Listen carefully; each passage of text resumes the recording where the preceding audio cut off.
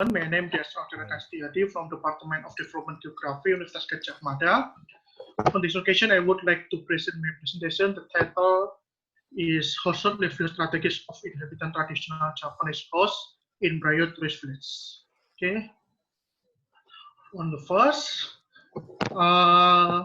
the study intends to describe the livelihood condition of household in traditional Japanese house in Brayo Tourist Village and identify to the household livelihood strategy in traditional Japanese house in Brayo Tourist Village. Made literature review, sustainable livelihood and livelihood strategy with capabilities, Pentagon asset, and livelihood strategy from asset, access, and activity.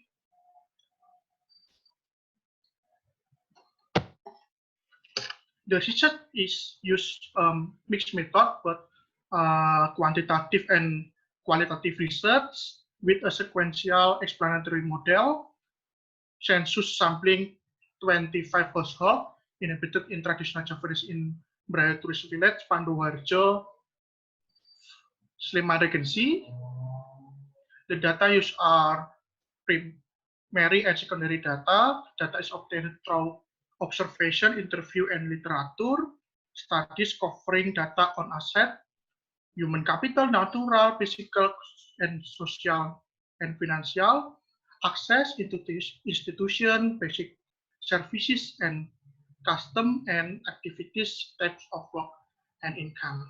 Okay, the result of study first is the livelihood condition of household inhabitant of traditional Japanese houses asset. The depiction of the asset of household participating in a tourist village shown that human capital has a maximum value.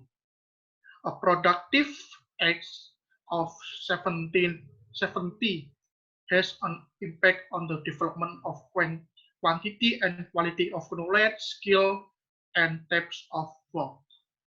Physical capital such as electronic, vehicles, and other household finance furniture is the highest capital owned by household not participating in village tourism activities.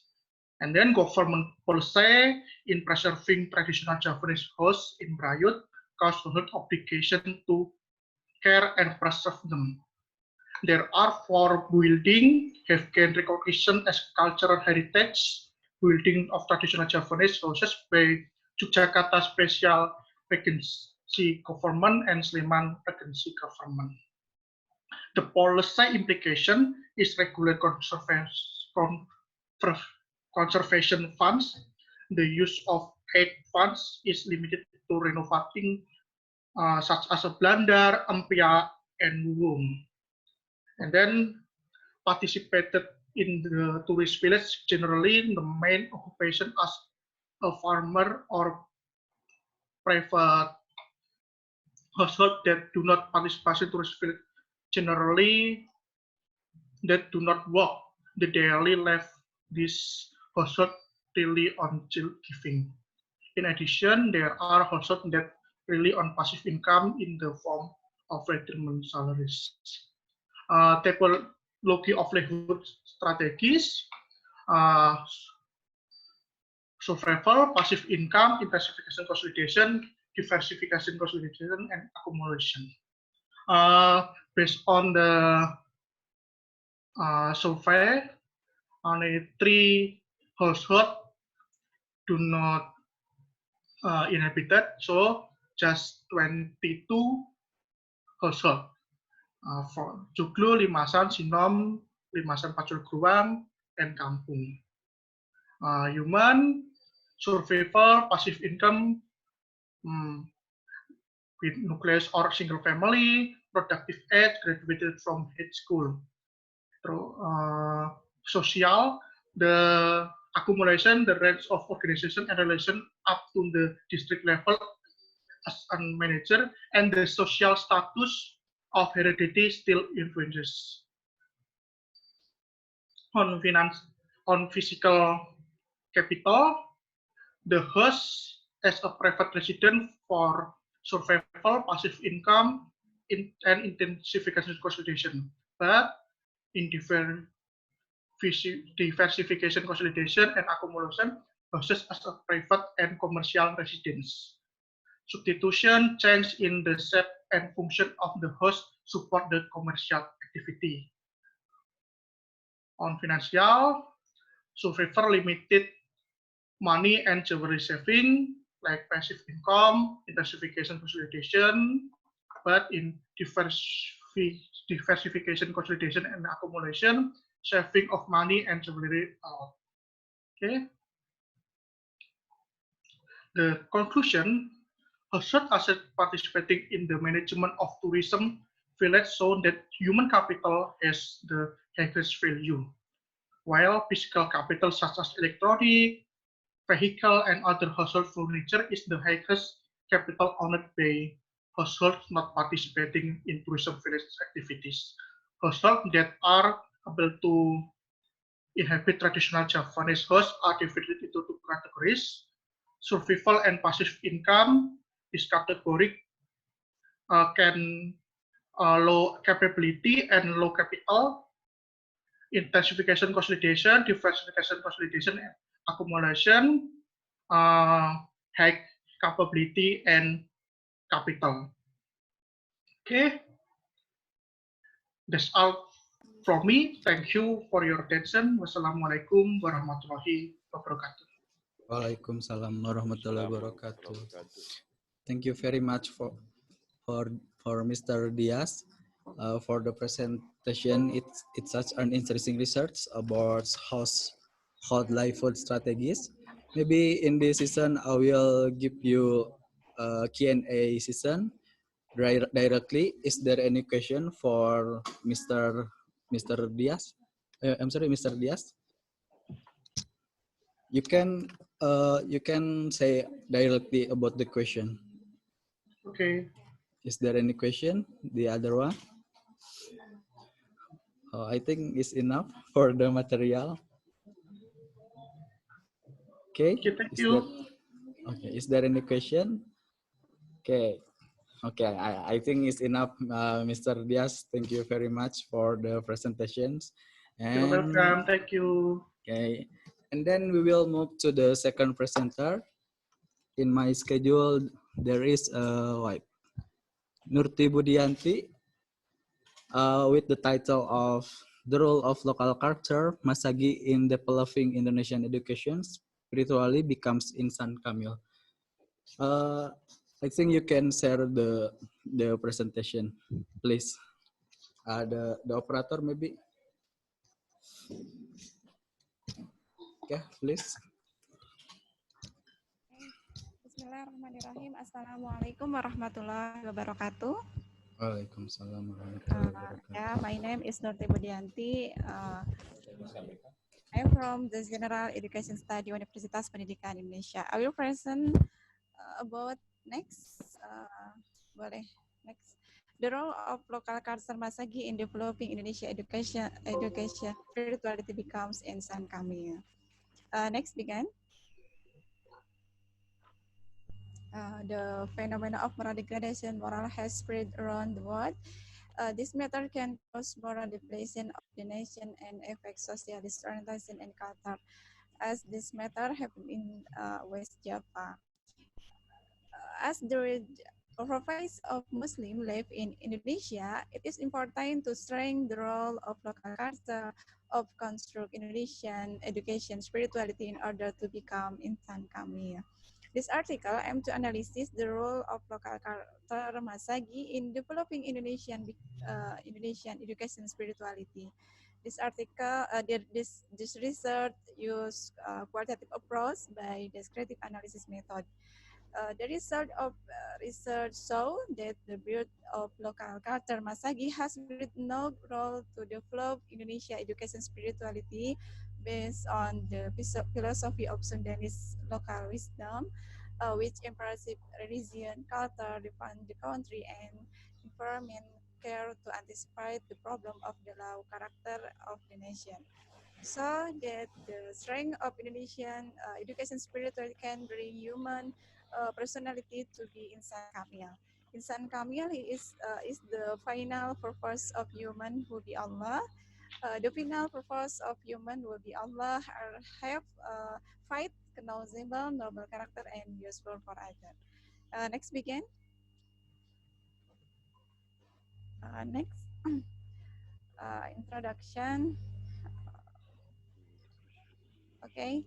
Uh, ini ini PPT-nya belum diperbaiki ya.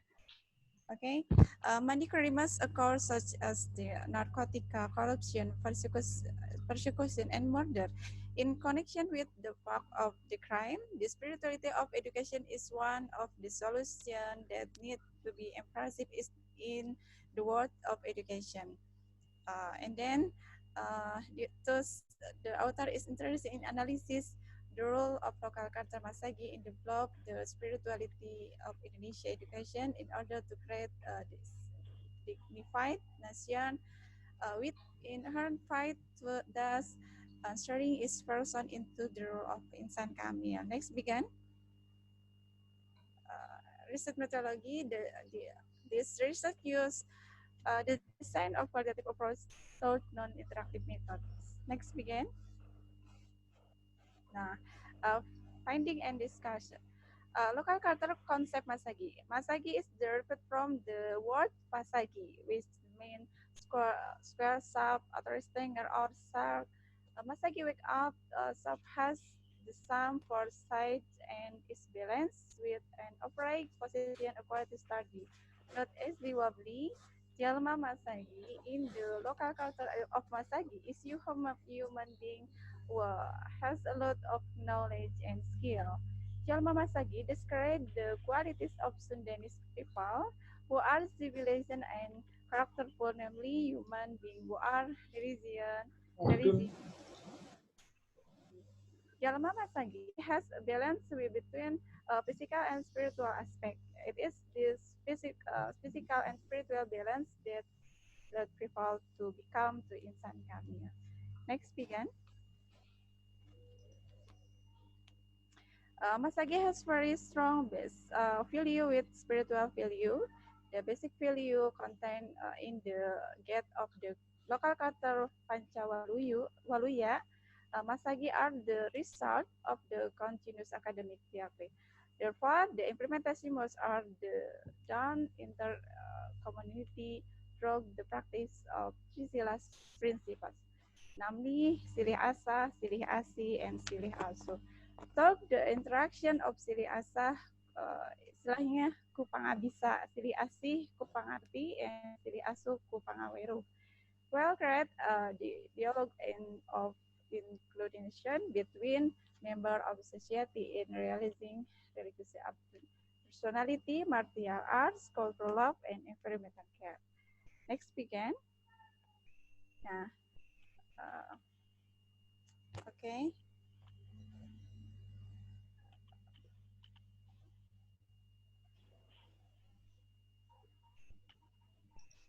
Next begin. Nah ini nih. In this picture show that the local character of Masagi has the concept of Sili Asa, Sili Asi, and Sili Asu.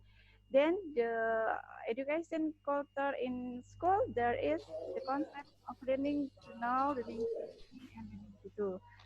This saw a correlation in building the spiritual strength of education, and the end result of this education is trying to make people who can learning. You have only 2 minutes, Mrs. Nursi.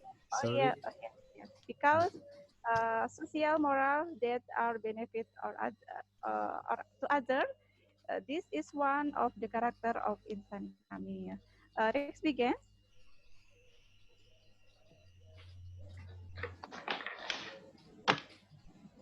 Mohon maaf.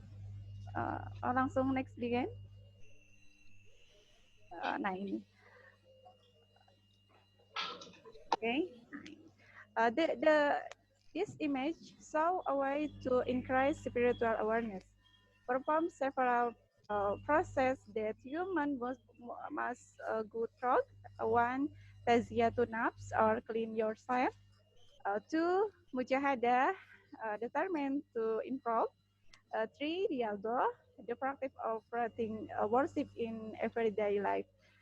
They are thin human character. This character strengthens the spiritual education. Next. Nah, conclusion. The local culture Masagi, uh, Sun, Sundanese values that have long been embraced and practiced by the community. So it is called the value of local wisdom. Masagi has strong fundamental value with a spiritual value. Jalma Masagi describes the quality of Sundanese and civilization human quality. Jalma Masagi has a balance between physical and spiritual aspect. The essence of the value development by the local culture Masagi will be based on Sundanese identity, namely Cager, Bager, Bener, Pinter, and Singer. This character then traits a generation that is religious, cultured, and academic. Until the end of the character came from the generation of IGEOS, he was aware of his status as Amdun, his role of Caliph, his purpose of worship, and his vision of his mission to develop the self-potential of God through educational pathway. If instant Camille character is struck, it can strengthen the whole generation of people who can have good moral and behavior for others, so that the next generation will be much better because spirituality consciousness is inherent in the educational world. Next, Okay. student. Okay, maybe the Thank time you is up. for attention. Thank you. Okay, thank you very much, Mrs. Nurti Budianti, for the presentations. It's such an interesting research about the role of local culture Masagi for developing Indonesia education for becoming Insan Kamil. Very, very interesting. And maybe for the audience, is there any question for the presenting paper? If you have any question, you can say it directly or you can raise your hand. For audience, is there any question or enough? Okay, I think it's enough. And maybe we can next the next presenter. And in my schedule, there is Moh Dede for the next presenter. He has a title of Spatial Ecological Approach in Cirebon's very urban regionalization. Maybe for the operator can give the share screen the PowerPoint. Okay, Moh Dede, are you ready? Yes. Okay. Oke, Yeah, bismillahirrahmanirrahim. Yeah, please. Bismillahirrahmanirrahim. Assalamualaikum warahmatullahi wabarakatuh. Alhamdulillah. My name is Muhammad Ede with my head teacher, Professor Tai Asdaq and Iwan Setiawan. We join collaboration in research come from Universitas Pajajaran and Universitas Pendidikan Indonesia, entitled Spatial Ecological Approach in Cirebon's Very Urban Regionalization. Please next. Why we interest to reveal this topic? The first, rural and urban interaction are constantly developing as regional development processes, involving forest inter-regional and interregional and super-regional factors. According to Lutfi Mutali, the peri-urban landscape in Indonesia, we can find around metropolitan or megapolitan cities like Bandung, Cirebon, Malang, Surakarta, and others that have developed since hundreds of years ago as trade and governmental centers. In Ciayung Majakuning region, we know has a major growth center, namely Cirebon City. The influence has grown to surrounding area, especially in Cirebon City. Therefore, this study to analyze the regionalization of Cirebon's peri-urban using spatial ecological approach. This next. Spatial ecological approach is answer for West Java government, which held regionalization for metropolitan Cirebon Raya, we think that has many weaknesses. So in this study, we focus on Cirebon Regency, which is directly adjacent to Cirebon City, i.e. Kecamatan Beber, Greget, Gunung Jati, Kedaung, Mundu, Talun, and Tengah Tani. Cirebon is very urban, delineated based on 4 parameters, like built-up density, road density, distance from Cirebon City or as main CBD, and population density. We use residential density. The overall analysis result was classified to produce 2+ region. If more than 50%, we give information as per urban and vice versa. Next, please. This is the result. In the left is the map of peri-urban. Based on the map, we know that Cirebon peri-urban is only covering 5 sub-districts or kecamatan.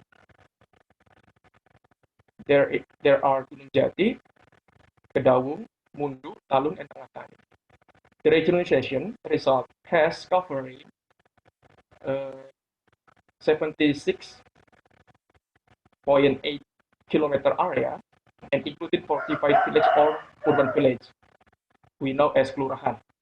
Cirebon is very urban, more development into west and northwest. And to the eastern, in Mundu, it just partially.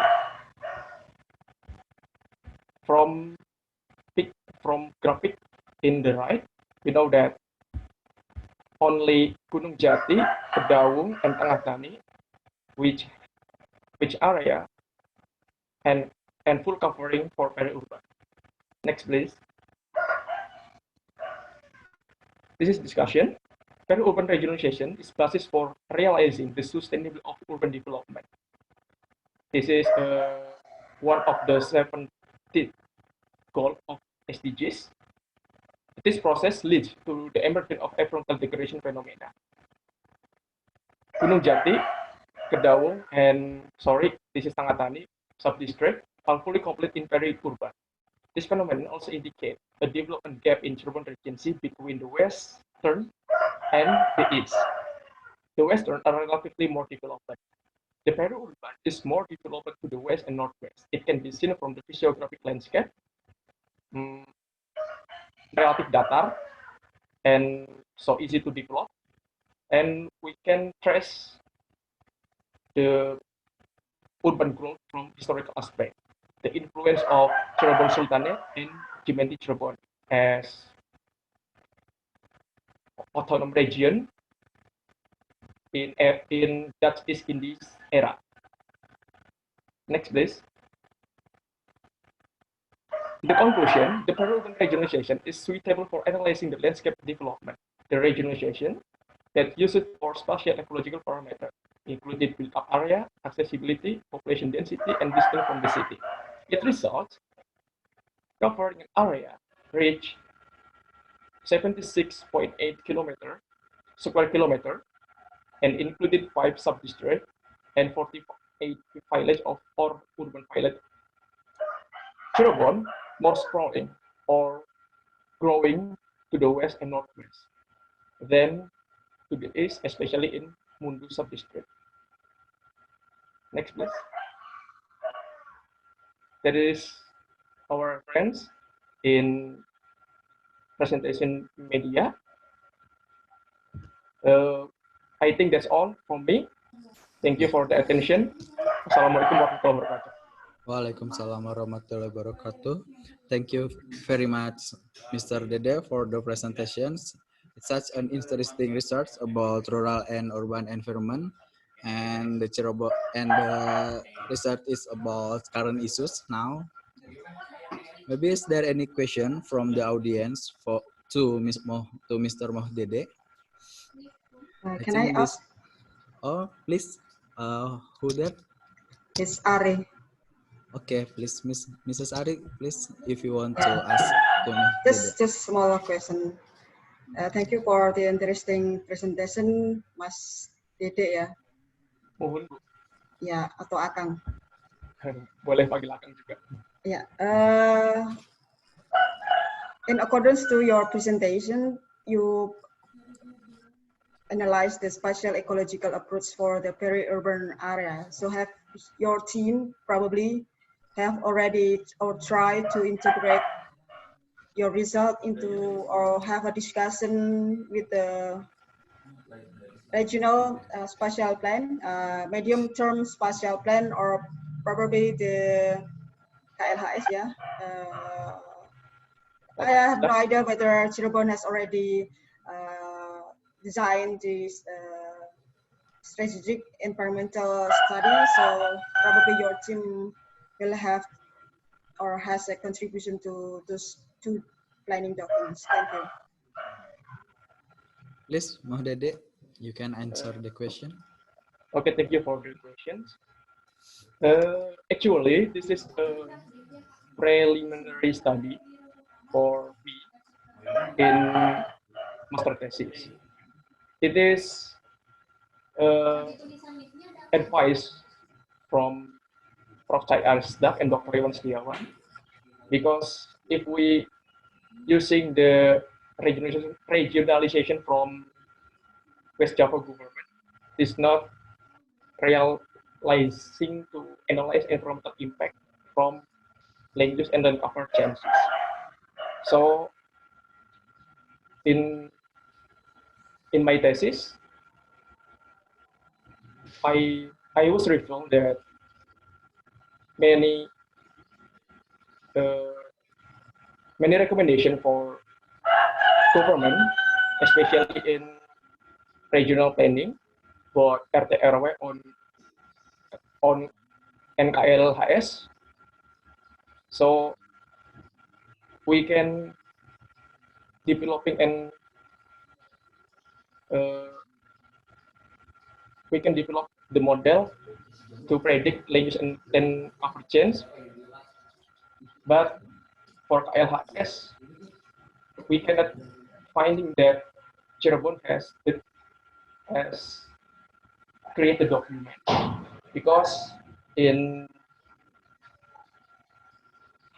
my mind, the Cirebon has RDTR, and if an area or region have RDTR, tidak wajib untuk membuat KLHS lama. KLHS-nya itu atau kajian lingkungannya itu masuk ke dalam regional planning buat RT/RW or RDTR. That is from me. I think is okay. Okay. Thank you very much for Mas Dede. Is there any feedback, Mrs. Ari or Ina? No, it's okay. Yeah, thank you. Okay, thank you. Is there any question for the other person? Or for audience? Okay, I think it's enough for the presentation from Mr. Mohdede. And we are going to the next presenter. And there is Mr. Dio Armansyah. Are you there, Mr. Dio Armansyah? Okay, thank you. Maybe the operator. Okay, thank you. You can start the presentation now, please. Okay. Bismillahirrahmanirrahim. Assalamualaikum warahmatullahi wabarakatuh. Waalaikumsalam warahmatullahi wabarakatuh. Good afternoon, everyone. Thank you for giving me this opportunity. My name is Dio Armansyah, and I'm from the Department of Universitas Indonesia. And this time I will present the research I have done with my lecturer Widyawati as a corresponding author. And the title of my research is Social Capital Role in Enhancing the Middle Eastern Investment in Warung Alek Area. First of all, I will open this presentation with my presentation, which is why I choose Warung Alek and social capital as a background. And next. Okay, the phenomenon of the arrival. Operator, can you mute the others? Okay, everyone maybe can mute the voice. Okay, thank you. Please continue. I'm sorry. Okay. The phenomenon of the arrival of foreigners in Puncak, Bogor, especially from the Middle East, is conspicuous. And they came from various countries in the Middle East, such as Yemen, Oman, Qatar, and others. And because their number is so large, it has gradually transformed the social and economic conditions of the local community and led the construction of the term Warung Kaleng or Kampung Arab. And this is a map of my research location, namely the village of Tugu Selatan, Cisarua, Bogor. And this is the inset. The red polygon is the location of Warung Kaleng. And then there's a settlement area with orange polygon and the plantation with the green polygons. And if you can see, there's a picture of Warung Kaleng in the left down. Okay, next. And this is the historical setting. Kampung Arab located on intersection. Kampung Arab or Warung Kaleng located on an intersection of roads. The intersection itself is later known as Warung Kaleng, which is located at the Raya Puncak Street, Cianjur, North Tugu, Cisarua, Bogor, West Java. And this is a sketch of the history of Warung Kaleng. The history of Warung Kaleng is starting with the arrival of Middle Eastern immigrants to trade in 1970s. And emphasized was the first Middle Eastern villas, namely Aldita and Laura in 80s. As we know, Kampung Arab had a lot of tourists from the Middle Eastern, which then their existence is getting bigger until now. They had a villa, shop, money changer, and etc. Sorry. Wait. Before and okay. No. Next. Next. Sorry. Okay. And through, sorry, the third page, third slide. No. Before. Okay. Next. Okay. Through the condition that have occurred, then I relate this phenomenon with the theory of social capital to find out how the relationship between the local peoples and the migrants for their economy. Next. And this is my literature review. There's a social capital theory that I use is from Putnam and Lin, where in general, the value of the social capital like norm, network, and trust of the population can cause a network to be built between residents and migrants or tourists. And there's a social economic dynamic. Social economic dynamic are to explore just one facet of livelihood diversity, namely the reason for household to adopt multiple livelihood strategies from the several assets like basics, natural, etc. And then the local activities and their access to facing the dynamic economy. And there's the adaptation patterns by livelihood search. The adaptation mechanism will hereinafter refer to as adaptation. The mechanism explains how socially and ecologically societies have the capacity to remain ready in dealing with and responding to changes due to internal and external factors. And through this research, I attempt to find out how relation the social distance to the arrival of the tourists from the Middle East and the role of the social capital value in shaping the livelihood of people in Kampung Arab. Next. And this is my method. The first method is purposive sampling because this method is used through determining the characteristic of the society and purpose of the study. And my informant is people who live and work with migrants from the Middle East, understand the situation of the area, knowing people in the areas very well, and active in several community activities, either social and economic activities. And then there's an in-depth interview. This is used in order to gain percent views and values from informants. And then descriptive analytics is used to provide explanation from factual data on the ground with the purpose of explaining a spatial phenomenon. And the writer will and I will also carry out a triangulation to strengthen the study as well. Next. And this is the chart of profession network in Kampung Arab from migrants, and then there are accommodation that includes associations like Hadamah or Middle Eastern chef and God seller for their need in food, and also services like Sama'ah or sound system rental and hotel attendant who meets the needs of migrants in entertainment. And the communities like Sawak guide and motorcycle driver and homestay take them to tourist destination. But if migrants have come to Indonesia often, then they have believers through Sawak and beyond, such which then through this profession they build connection with other professions such as Hadamah or chef, God seller, etc. And it illustrates that a guide or sawak is the profession that has opened the network to connect with various elements within the community. Next. And this is the result and discussion about the social capital value. There's a belief or the trust, believe in family, is spending their time together to build communication between family members. And there's a belief of the community is still based on religious values reflected through their activities, which is also indicated by economic activities through renting rows of room. And beliefs of the immigrants from the Middle East and the Middle Eastern migrants have also provided a lot of assistance due to the continuous relationship. And there's a network, there's an informal network and formal network. The informal network is the, I found from the informants are that in their economic activities, they are also able to communicate with their family members in order to help each other. And divide into business formal network and the social formal network or community.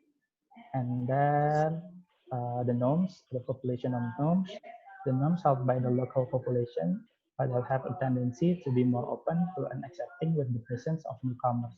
They expect the presence because they could benefit from it.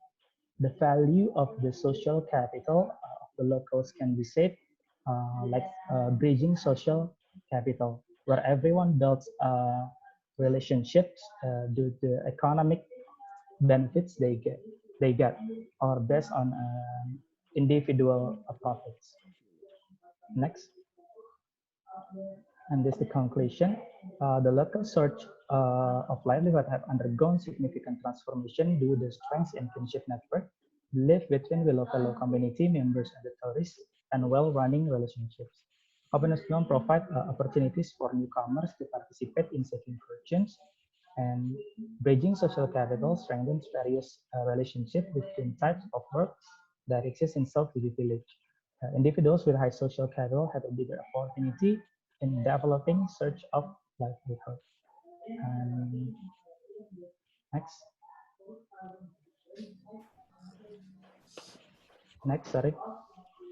Next, operator. Okay. This is the reference for this presentation. Maybe that is all. Thank you very much for the attention. Wassalamualaikum warahmatullahi wabarakatuh. Waalaikumsalam warahmatullahi wabarakatuh. Thank you very much, Mr. Dio Armansyah, for the presentations. It's such an interesting research about rural and urban environments, and you have the title Social Capital in Enhancing the Middle Eastern Investment in Warung Kaleng Area. And maybe, is there any question for audience? Hello, is anyone here? Is there any question? Okay. Mr. Dio Armansa, I think is enough because there is no question from the audience. Okay. And thank you very much. And maybe we will next Thank presenter. you. Okay. In my schedule, the next presenter is Mr. Deddy Miswar. Okay. Maybe okay, are you there? Okay. Yeah. Okay, thank you, Mr. Deddy Miswar. And okay, maybe you can start the presentation, please. Okay, thank you very much, moderator, and good afternoon, all presenter. On this opportunity, we want to present the result of the research. I have been the team. My name is Deddy Miswar, IGEOS Sugiyanta, Yarmaidi, and Deriasta. The topic research is spatial analysis of uninhabitable houses, Tanggamus Regency, Lampung Province. Next. Outline this slide, abstract, introduction, method, result, and conclusion and reference. Next. This research aims to analyze spatial on habitable house. And the result is research into number one, the location and habitable house atau rumah tidak layak huni dengan jumlah 6,042, and number two, distribution maps on uninhabitable house. Next.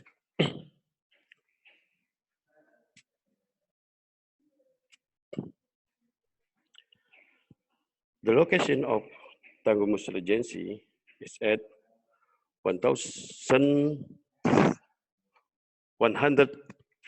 degrees 80 minutes to 105 degrees 12 minutes east, and 5 degrees 5 minutes to 5 degrees 56 south.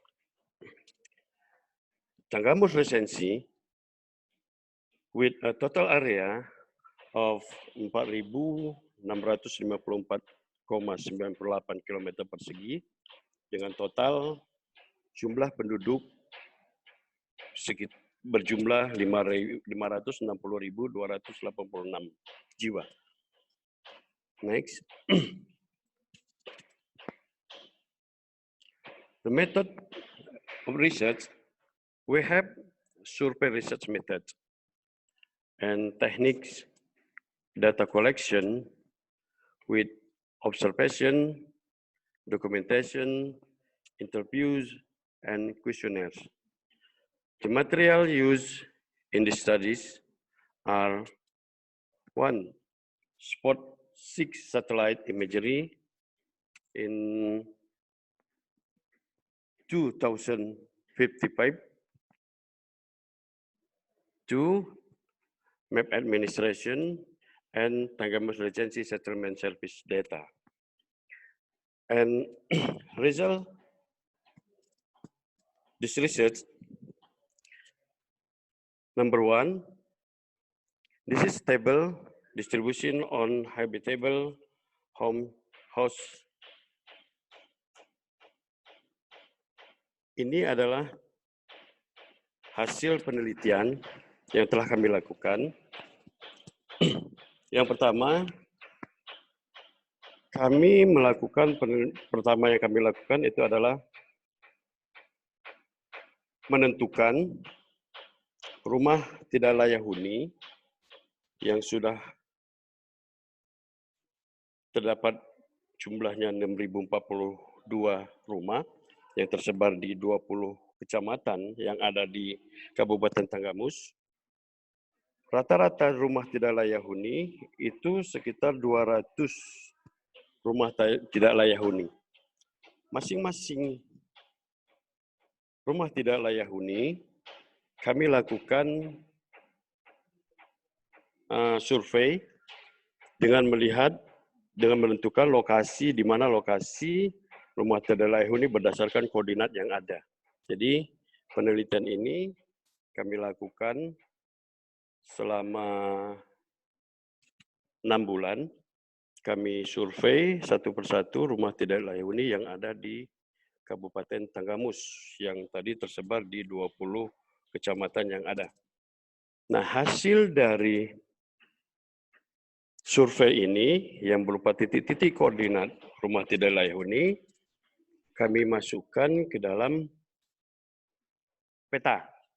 Jadi, jika dilihat hasilnya, itu rumah tidak layak huni yang ada tersebar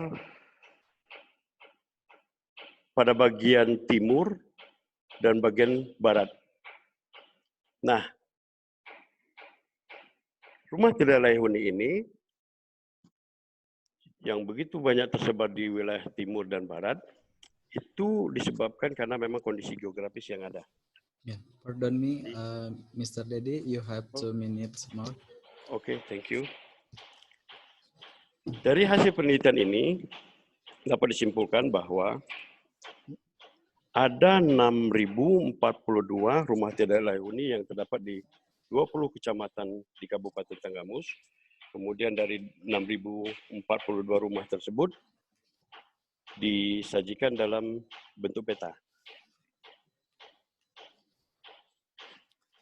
Mungkin itu yang bisa kami sampaikan. Lebih kurang kami mohon maaf. Kami akhiri. Assalamualaikum warahmatullahi wabarakatuh. Waalaikumsalam warahmatullahi wabarakatuh. Thank you very much, Mr. Dedi Miswar, for the presentations. It's such an interesting research about rural and urban environment, and maybe combined with the remote sensing or GIS. For audience, is there any question for the paper that presented by Dedi Miswar? Hello, audience. Is there any question or enough? Yeah, I think it's enough because there is no question from the audience. And thank you very much once more, Mr. Dedi Miswar. You're welcome. Thank you very much for giving us the material about spatial analysis of unhabitable house, or RTLH. And maybe we can next the presenter. And the next presenter is Mrs. Ari Retnawati. I think you have already present the material, and the operator, maybe you can start screens. Okay. Yes. Mrs.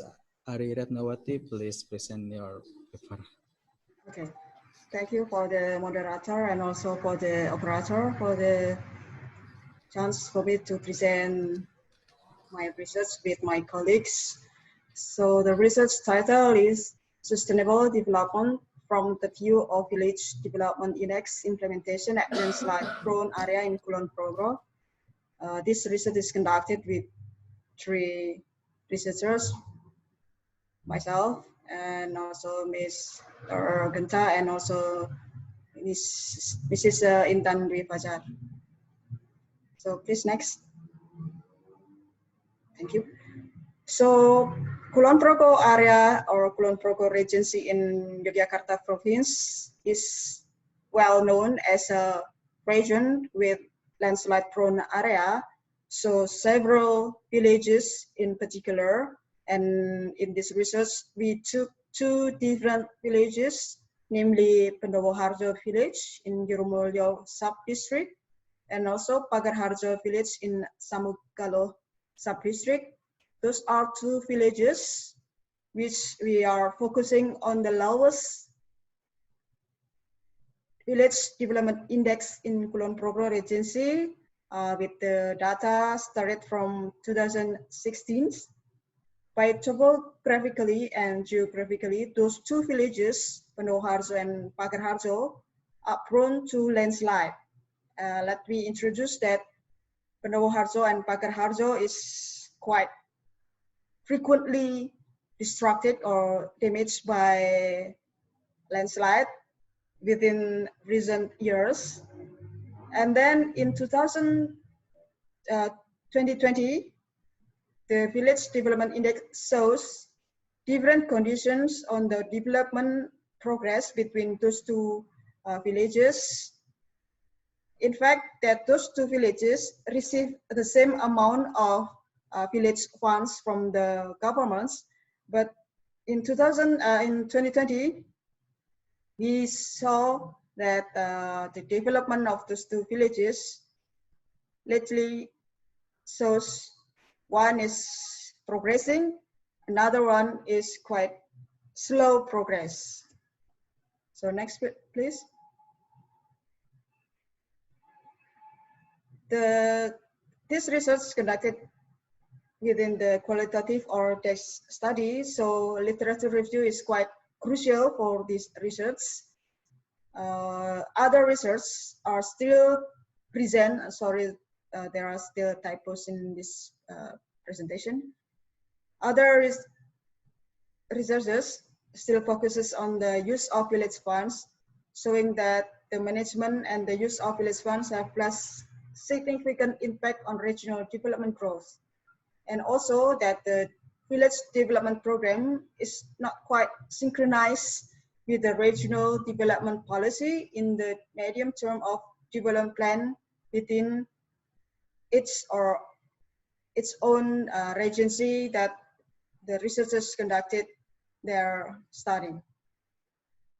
That the regulation or the government regulation that we follow or we are using for analysis is the Ministry of Village Development of Disadvantaged Areas and Transmigration of the Republic of Indonesia number 2, issued in 2016, consists of the Village Development Index. So the Village Development Index first issued in 2016. The regulation stated that the Village Development Index is a composite index from 3 different indexes, namely the Social Resilience Index, consists of social, capital, health, education, and housing dimensions. Second, the Economic Resilience Index with the economic dimensions, of course. And third, the Village Ecological Resilience Index with the ecological dimensions. Later on, the audience or other participants may have take a look on the ministry regulation about the Village Development Index, and maybe and then further discussion can start from there.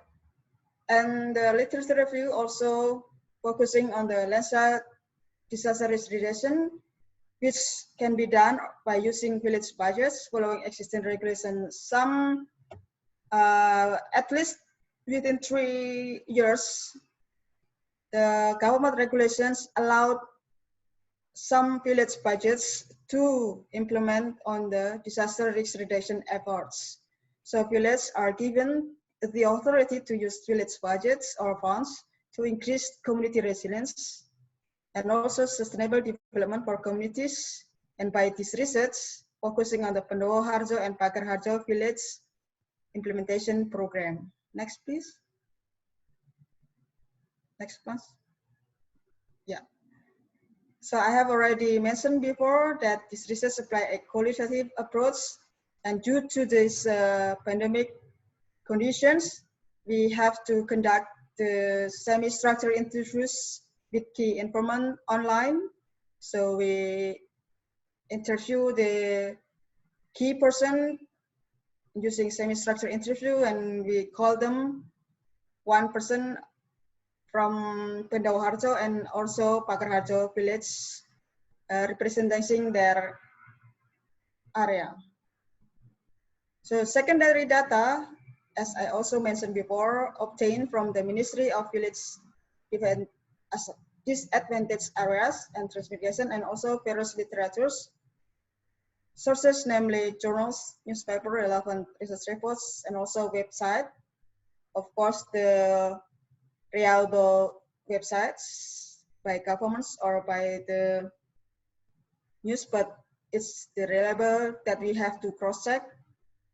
And then secondary data also we collected from the Village Development Index in 2016 up to 2020. And also the village budget distribution within the same year, which is 2016 and 2020. Next, please.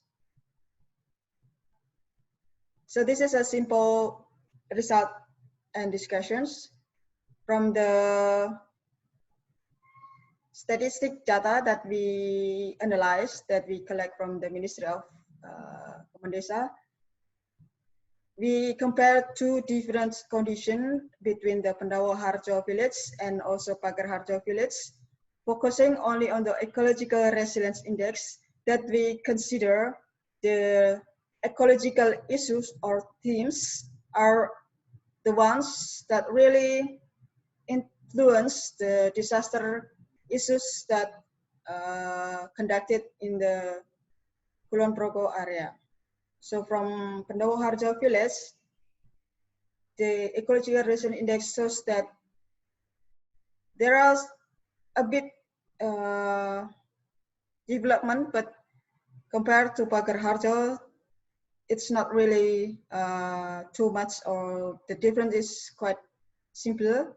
So later on, we can also see on the conclusion that one village is really focusing on the improvement of their own village by other activities from the socio-economic activities, which is try to reduce all the natural resources execution. So some of the community there support their kelurahan efforts, the village heads of the village efforts to improve their village conditions. Next, please.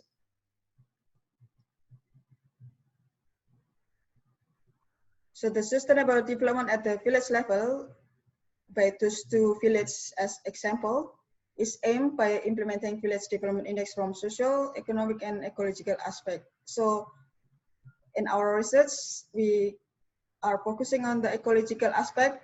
However, social economic also play significant roles to contribute in the village development index. And second, the village budget implementation of aided village indirectly execute sustainable development system. And also there has been a diverse economic activities in Pagar Harjo village, as you probably still remember the graph previously, showing different situation with Pendowo Rejo village. The livelihood of Pendowo Rejo village tend to be homogeneous with relatively the same types of work in agriculture, and also less number of significant economic development that can boost the people's economy in Pendowo Harjo. So in Pendowo Rejo village, the village government, the local government, still needs to improve their own capacity to boost their economic activities to increase their regional economic development. Meanwhile, in the Pagar Harjo village, they try to involve academics as driving actors for small and medium-scale enterprises development. So Pagar Harjo village, in their development planning program, they try to improve any of small and medium-scale enterprises. That includes also the tourism area, which then has a multi-effect for the economic in their village. Next, please. So as the conclusion, Pendowo Harjo and Pagar Harjo, two villages with landslide-prone area and Kulon Progo, develop different village status based on the village index development, or we call in Indonesia index Desa Membangun, which depend on the efforts conducted to implement village budget program. So it's purely based on those two villages. It's purely depend on the local government how to improve any efforts to implement the budget and also to increase the economic activities. So then sustainable development can be reached with the community involvement and participation from early planning process. Two different villages with the same disaster prone area, but when they try to involve more on the community participation, they will have diverse economic income improve against disasters. And in the point of view ecological resilience index and social resilience index, it shows that they play significant role in the sustainable development progress by using the village budgets. So I think that's all. Next is the reference that we use for this research. Next, please, Mas. Okay, that's the reference. Thank you for your attention. Thank you very much. moderator. Okay. Thank you very much for Mrs. Ari Ratnawati for the presentation, and it's such an interesting research about rural and urban environments, and maybe the focus on the landslide. And maybe is there any question from the audience? Actually, the title is Sustainable Development from the View of Village Development Index Implementation at Landslide Prone Area in Kulon Progo. And maybe is there the question? Maybe there is no question again, Mrs. Ari. Okay, I think it's Okay. enough. Thank you. Okay, thank you for the Thank you very much. presentation. Okay, thank you, moderator. Thank Okay, you, thank operator. you. Maybe we will move to the next presenter, and please welcome Mr. Ihsan Maulana Mulia. Are Yes, you sir. there? Yes, I'm here. Okay, thank you. And maybe operator can share the presentation I will share screen myself. on yourself. Okay. Coba dulu Pak, is bisa nggak bisa? yeah. Yeah, because there is a rule and there is a system from us, and maybe just there is a system from us that we the audience cannot share the screens, and the screens will be shared by the operator. Oh, okay. It only can. Yeah. Is it okay, Mr.? It's okay. It's okay. Okay. Okay. No problem. Okay. Pardon us. Okay. Yes, Please. okay. Okay. Please, operator, share the presentation. Mr. Ihsan Maulana. The title is Location and Tourist Characteristic of Culinary Tourism in West Bandung Regency, West Java Province. Okay, please. Okay. Okay, thank you. Bismillahirrahmanirrahim. Assalamualaikum warahmatullahi wabarakatuh. Waalaikumsalam Good warahmatullahi wabarakatuh. Good afternoon, everyone. My name is Ihsan Maulana Mulia. Here I will explain our research result entitled Location and Tourist Characteristic of Culinary Tourism in West Bandung Regency in West Java Province. Okay, next. Okay, the introduction. The development of tourism in West Bandung Regency has been developing very fast. One of which is culinary tourism. Culinary tourism in West Bandung Regency has different characteristics at its location. Its location has different characteristics that affect the interest of tourists who come. Each location has a different statistic of tourists who come. As long as tourists who come to culinary tourism location come from various Indonesian regions. So in this case, it is necessary to analyze how the characteristic of the location and the characteristic of tourists found at each culinary tourism location in West Bandung Regency. Okay, next. Okay, this is the literature review. The first definition of tourism as described by Dahuri and Iwan in 2012. And then for tourists, according to Javid Vandeli in 1995, and culinary tourism, according to Hall et al. In 2003, and last, location according to Smart Maja in 1981. Okay, next. Okay, this is my method flow chart and the variable I use in this research. Okay, next. Okay, this is the result of characteristic of culinary tourism location in West Bandung Regency. This is the presentation is my presentation is changed, but it's okay. And this is the result of my research regarding characteristic of location. It can be seen in that map. That four characteristic of culinary tourism are formed. The one is strategic enough location of traditional food, and the second is strategic location of traditional food, and the three strategic location of Western food, and the last strategic enough location of Western food. Okay, and next. Okay, this is the result of tourist characteristic in West Bandung Regency. I'm sorry for my bad presentation. In this slide, what explain it can be seen that found four characteristics that seen. The first is tourists from West Java with family. The second is tourists from West Java with friends. And the third is tourists from outside West Java with family. And the last tourists from outside West Java with friends. And the number of tourists shown in the graph besides. Okay, next. Okay, and this is relationship between the characteristic of location and tourist characteristic in culinary tourism in location in West Bandung Regency. It can be seen using the chi-square quantitative method.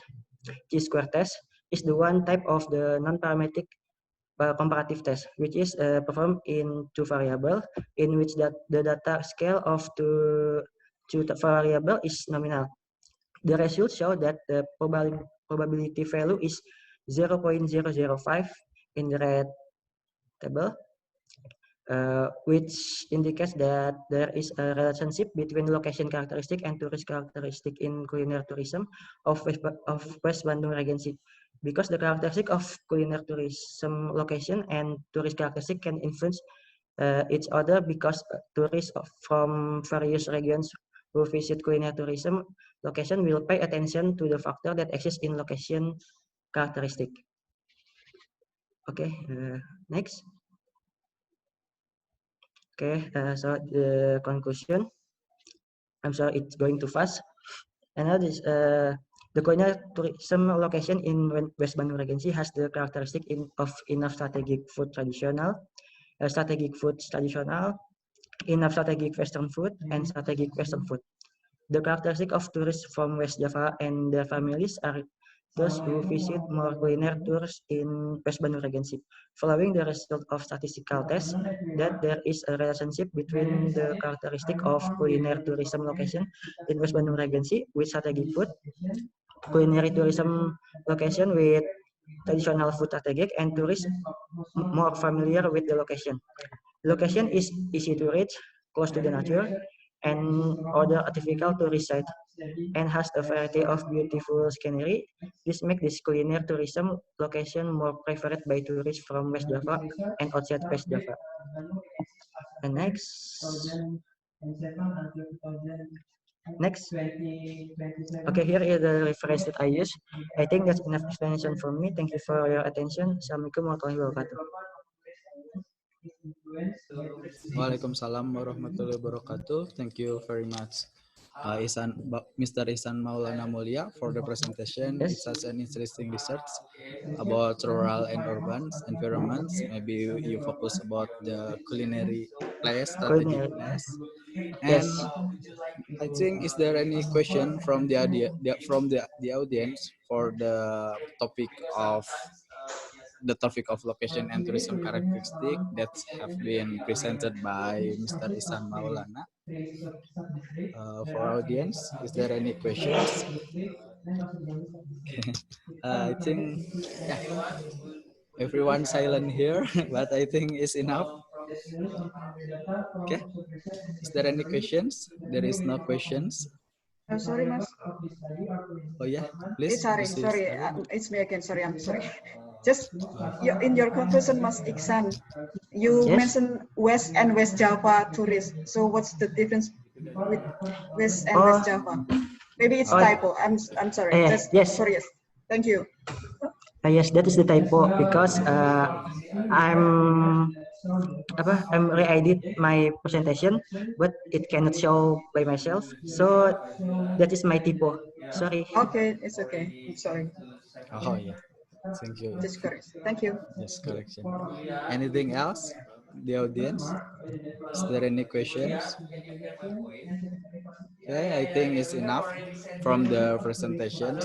Thank you very much, Mr. Ihsan Maulana, for you're your welcome. presentations. And maybe we will move to the next presenter.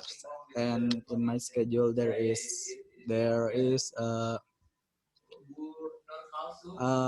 Mrs. Rena Muktisari. Are you there, Mrs. Rena Muktisari or Ahmad Mo? Mr. Ahmad and Mr. Ahmad. Mr. Muhammad Gamal Rindarjono. Yeah, that's correct. Yeah, okay. Yeah, maybe you can.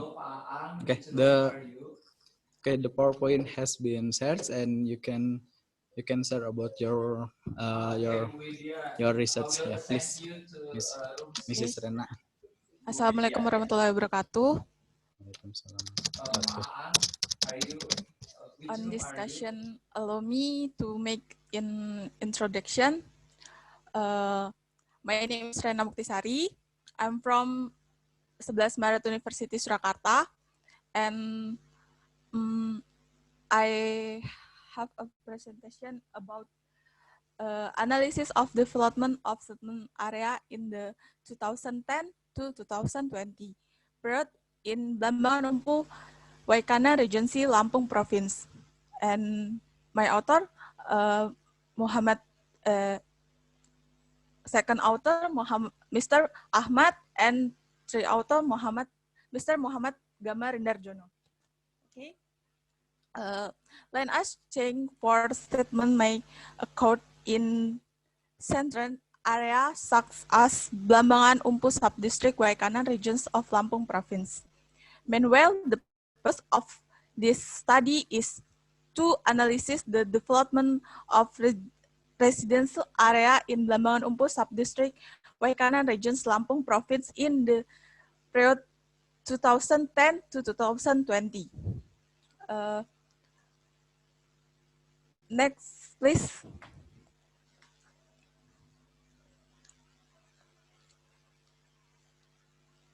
Next, please. Introduction.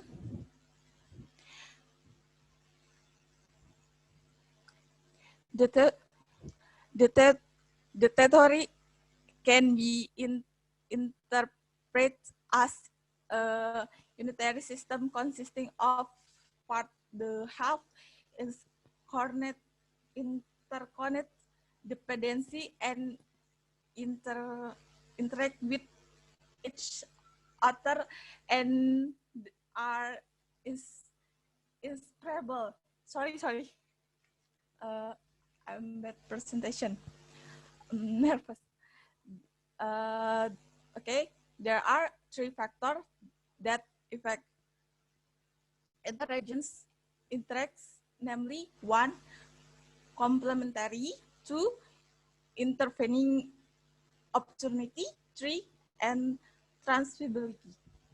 And then the growth of the regions at this time show rapid progress over time in line with in the scaring population and the scaring volume of development activity in first sector until the end of land change in the a particular area. The change in land as is due to the scaring in the population, especially in each urban area is a form of effort to fulfill basic need for the community, and not only as a settlement, but also as a place to provide the necessary facility for the government as center of trade, industry, settlement, and other facility development, so that agricultural area become the main target in meeting the need for residents who will live and work in the area. Next, please. The development of settlement analysis related formulation can be in the form of space-based analysis, time-based analysis, and time-space-based analysis. Space-based analysis, a phenomenon, is analysis based on this difference in space at the sometimes. Time-based analysis is analysis of geosphere phenomenon in the same space at different time, while time space-based analysis is a geosphere phenomenon analysis based on difference in space and time. This happened in one of Lampung province, namely the capital of Waikanan regions, actually Belambangan Umpu sub-district. Okay. Similarly, Belambangan Umpu sub-district, which has underground land chain in research yard. The purpose of this study is to analyze the development of resident area in Belambangan Umpu sub-district Waikanan regions, Lampung province in the period 2010 to 2020. Method, please, next. The method asked is in this study is a descriptive method with a qualitative approach. The research in this definition is the research should be interest in process definition and understanding that are then spell out the form of word and image. In the study analysis, several map of land chain actually in Belambangan Umpu, Lampung province for the past 10 years. Okay, please, next.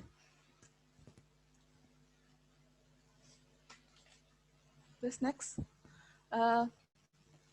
This is map Belambangan Umpu Subdistrict Administration for map 2020. The field in next.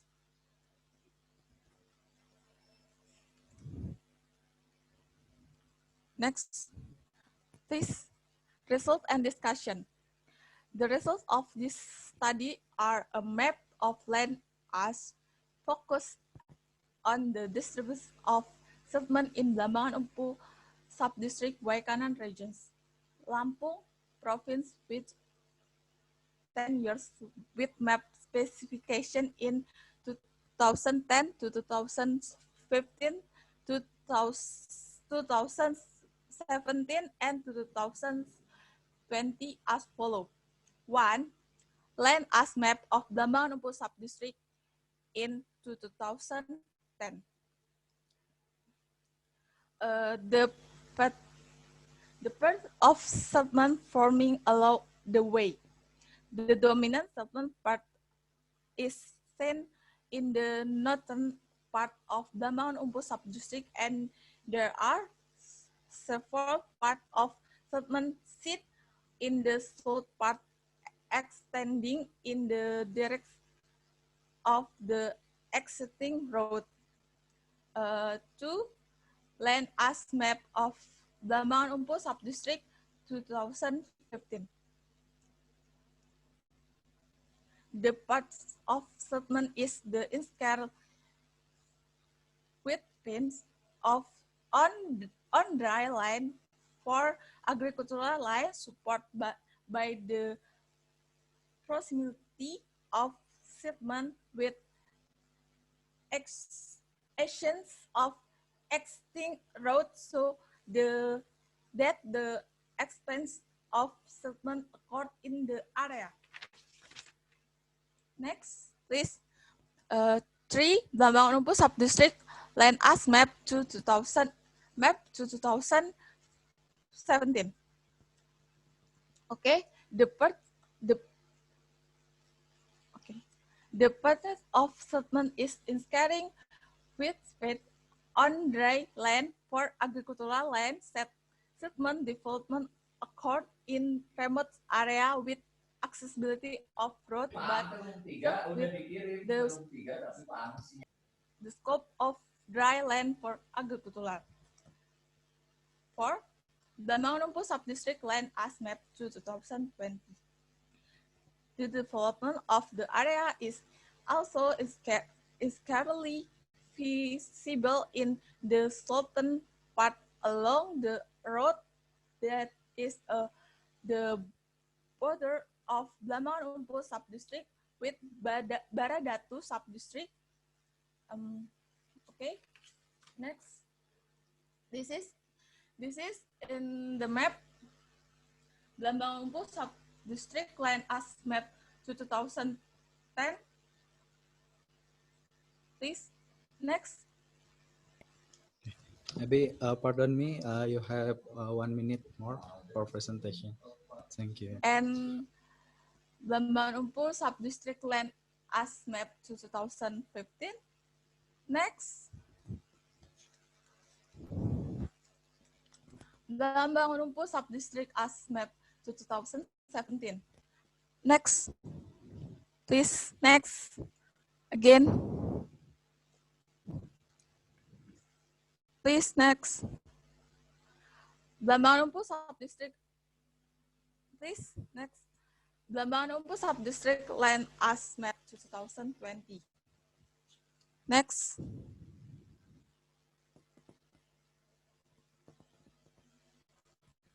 Okay.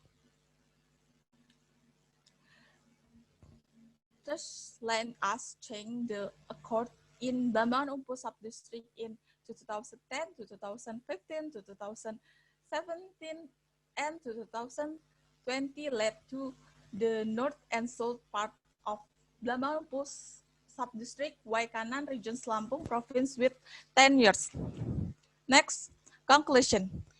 The change in settlement accord due to several factors can be influenced such as accessibility factor, public service factor, and land characteristic and land owner characteristic, regulator measure, and developer in the change of land into regions land in the Blambangan Umpu subdistrict is more dominant due to the accessibility factor in the form of settlement part along the way and the characteristic factor of dry land to grow and dry farm such as dry farm, corn, rice, cassava, and others to meet the daily need of the community. The change in Pardon me, miss. Time is land. up. Okay. The change in land to help lead to the north and south part of the Blambangan Umpu subdistrict during 2010 to 2020. Okay, finish. Thank you. Okay, thank you very much for Mrs. Rena Muktisari for the presentation. Such an interesting research about rural and urban environments, and I think your focus research about the land use change maybe. And maybe there is any question for Mrs. Rena Muktisari from the audience. Is there any question? Let me say about the title again. The title is the analysis of development of settlements area in the 1910s to 1920 periods in Blambangan Umpu Waikanan Regency. And is there any question? Yeah, I think it's enough because there is no person that makes the sounds and the other else, and I think it's enough. Maybe thank you very much for Mrs. Rena Muktisari, and okay, thank you. We will move to the next presenter, and in my schedule, please welcome Mr. Ade Puraga. Mr. Ade Puraga, are you ready? Yes, I am. Oh, okay. Thank you. Okay, please you can give us the material, please. Okay. Okay. Good afternoon, everybody. Okay, thank you for this occasion. My name is Ade Pugara, not Puraga. And this research is conducted by 3 researchers. There are me, Ade Pugara, Brian Pradana, and Denny Puspasari. And I want to share the title of the research is about the efficiency of the Semarang Pekalongan toll routes in a goods transportation. This context is goods or things transportation from one city to others. Okay, next. Yes, this is an introduction. The one of the main goals of our central government is connectivity. The national government is want to connect the city, the other region with the others, especially in the Java Island, the central government or national government built the Trans-Java toll roads. And one part of them is Pekalongan and Semarang. But nowadays, when we travel to Semarang or to Pekalongan from Pekalongan or Semarang, uh, we can we cannot entrance or we cannot go to exit in Pekalongan because of it unfinished. So we just up to Batang exit toll. And then Semarang is known as a capital of the Central Java. So the economic structure is driven by industry, manufacture, and trading. This trading economy is make Semarang become important for the other city to provide to spread out their product and some things. So the Pekalongan is known as a batik city, so they want to sell and they want to spread out their product to Semarang and to others region by Semarang airport or Semarang harbor. So by that, but sometimes we think that why the truck or transportation goods rarely use toll road. What happened when the toll road is dominated by private car or by car, not good transportations? Nah, based on their facts, we want to answer the efficiency of toll roads. This is the goals of this is our research goals. Next. This is the concept. When we talk about efficiency, we have data regarding input and output. So it's called efficient when we use the minimum input to produce the same output. At this context, because of toll roads purpose is to shorten the time of travel. So the efficiency, the output of the efficiency could be cost, and the input is a time of travel. Next. This is a general overview of the toll road and Pantura road. Because of we have to answer and examine the efficiency of the toll road, we have to compare it to other route. This is the previous route or common route before toll road is developed. This Pantura is used by people to transport anything. So the toll road is the characteristics of toll road is one is no side friction because of this no side friction, and the speed of the vehicle is up to 80 kilometer for car and up to 50 or sometimes is 60 kilometers per hours for truck. And the length of the tolls is the toll road. Yes, it is about 98.6 kilometers. And then we go to Pantura Road. There are many of side fraction in there, such as a market, such as yes, market and others. So the speed of the vehicle, technically, if no side friction, is the same of the toll road. But in this case, I forget to texting here. There is about 60 kilometer per hours, and the length of the Pantura road is about 96 kilometers, 0.5. Okay, this is the overview. Next. Yes, this is the cost by toll road. When we enter the toll road, the vehicle is divided into 5 groups. The group 1 is car. The toll cost is about 75,000, and by the fuel consumption is about 10 to 12 kilometers per 1 liter of fuel. Now, this is the price of the fuels is in a certain time that we got from Pertamina data. So this is, I mentioned gasoline around 80 and 88.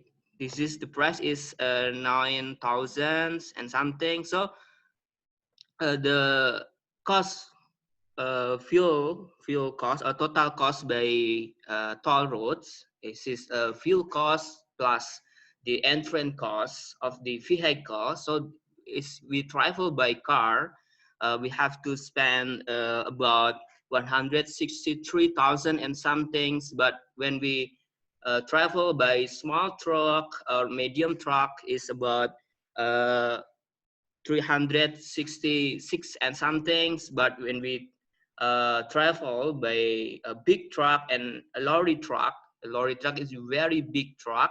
It's about 40,000 and something. Next.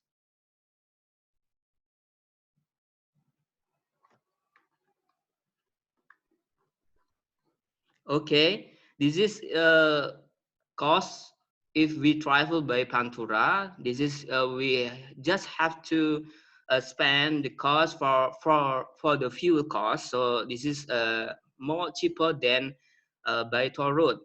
So when we travel by Pantura by car, we have to spend under 100,000, and when we by truck is about 2,000, 200,000, and when we travel by lorry or by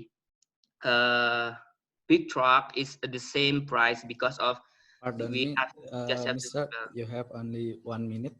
Okay, next.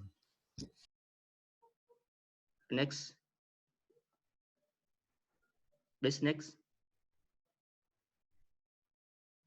Now, this is this comparison, this efficiency by this cost of travel per hours. This is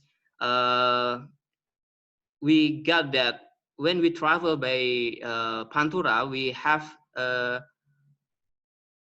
2,000 and somethings more efficient when we compared to when we travel by toll road. And when we travel by truck, we have to we got 140 percent more efficient when compared to toll road. So next.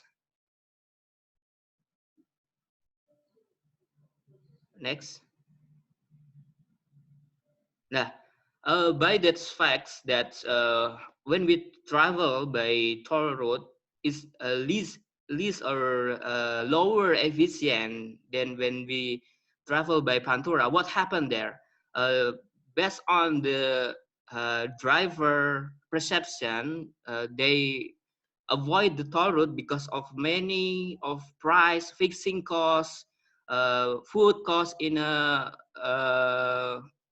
what is it, rest area, and some things and others is higher than when they travel by Pantura Road. So it's the reason why the goods transportation such as truck and other is rarely seen in the toll road. Okay, this is the my presentation. Thank you for your attention. Maybe we can discuss about that. Thank you. Thank you very much, Mr. Ade Pugara. I'm sorry. Yes. Never I'm mind. wrong. Say about your name. Okay, it's such an interesting research about an urban environment. Maybe is there any question for audience about the materials? Audience, are you there? Okay, okay, maybe I think it's enough, Mr. Ade Pugara. Thank you very much for your presentations. Okay, thank you. Because there is no questions. Okay. Maybe I have some information for the audience. I will give you the options because in the scheduled time we have to break for praying asar, and we can join room in 15.13, and I will give you the option. Can we continue the presenter, or we can make a break? May I choose to continue? Okay, please. Okay, it's okay. Me too. I prefer to continue, please. Okay, we will continue after the presenter has done. Agree? I choose to Okay. continue. Okay, thank you. Yes, We no have problem. okay. Okay, let me continue the presenters.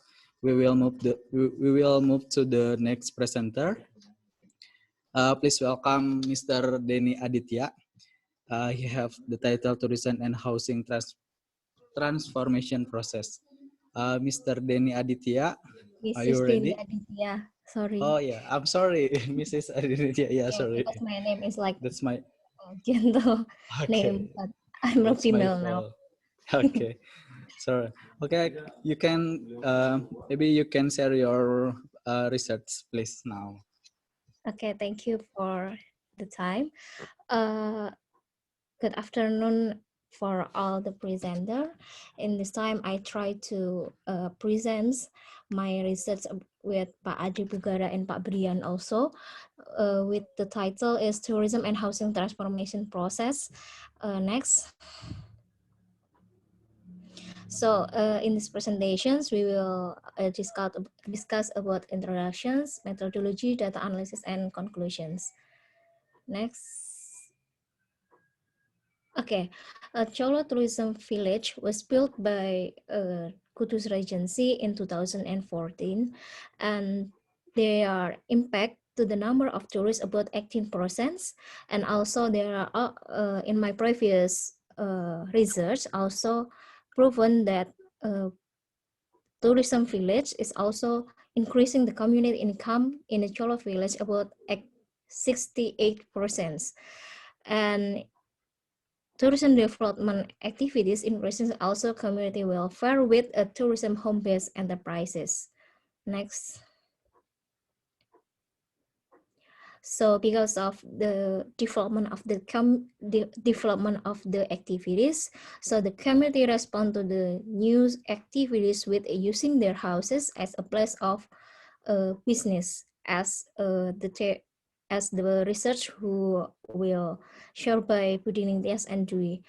And the gap theory from the two presenters before, there are just explain about the house transformations, but they don't detailing how the process. So in this research, try to identify the housing transformation process in a Cholo village. Next. Okay, this research also using the descriptive qualitative with the questionnaires 74 units houses who transform their house, and use in-depth interview with the 74 units respondents. And the research findings is the housing transformation process in each tourism business activities. And for the locations is located in the Cholo village, Kudus in Central Java, with the potential in religious and natural tourism. Next. In this diagram, you can see that a tourism activity in a Cholo village is divided into 3 activities. There are religious, natural, and education, which is we can grouping into 2 activities again with event activities and permanent tourism activities. So the functions of houses is to provide tourism services with two uh, grouping tourism activities. So next. Okay, the kind of tourism business who built in Cholo village is four, like food stall is 78%, hostelry, and then toilet rent and parking is 10%. 10%. So the business development is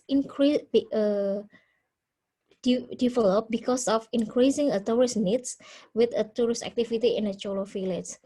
And then for the entrepreneurs of the tourism business is coming 80% is from origin resident from Cholo village. Next. So before they transform their house into tourism business, mostly the community using their houses just for housing activities is for 66%, and then the others is using for the entrepreneur tourism business.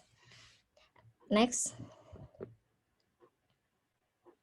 So the first is I want to tell you about a hostelry transformation process. The first is in 2005, the community just provide the mats and pillow for sleeping mat with transformation from the residence into hostelry functions is from the providing the mats and pillow just like that in 2005.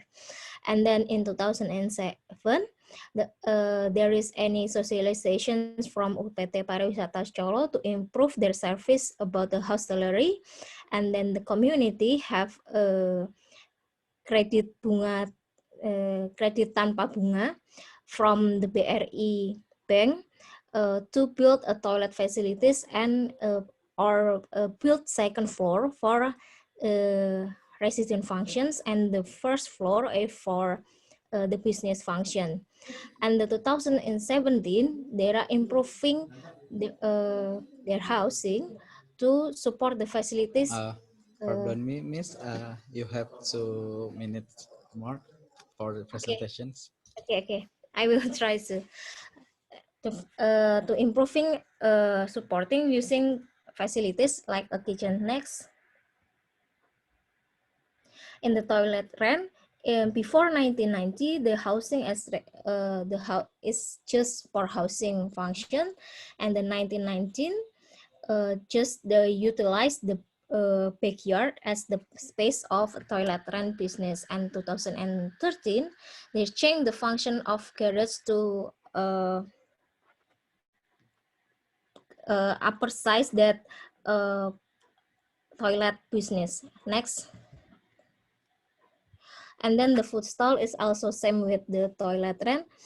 There are in before 1990 is using as a resident functions, and 1919 utilize the house terrace as the business function, and 2030 they improve their business with transform their garage into the kitchen functions or restaurant building.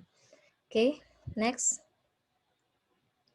In the parking transformations, firstly, there are lack of parking area in the tourism area. So in 1990, there are just utilized front of houses and garage to make parking area using bamboo. And then in 2010, they are improved their construction using wall and tiles for a car parking area. And then next.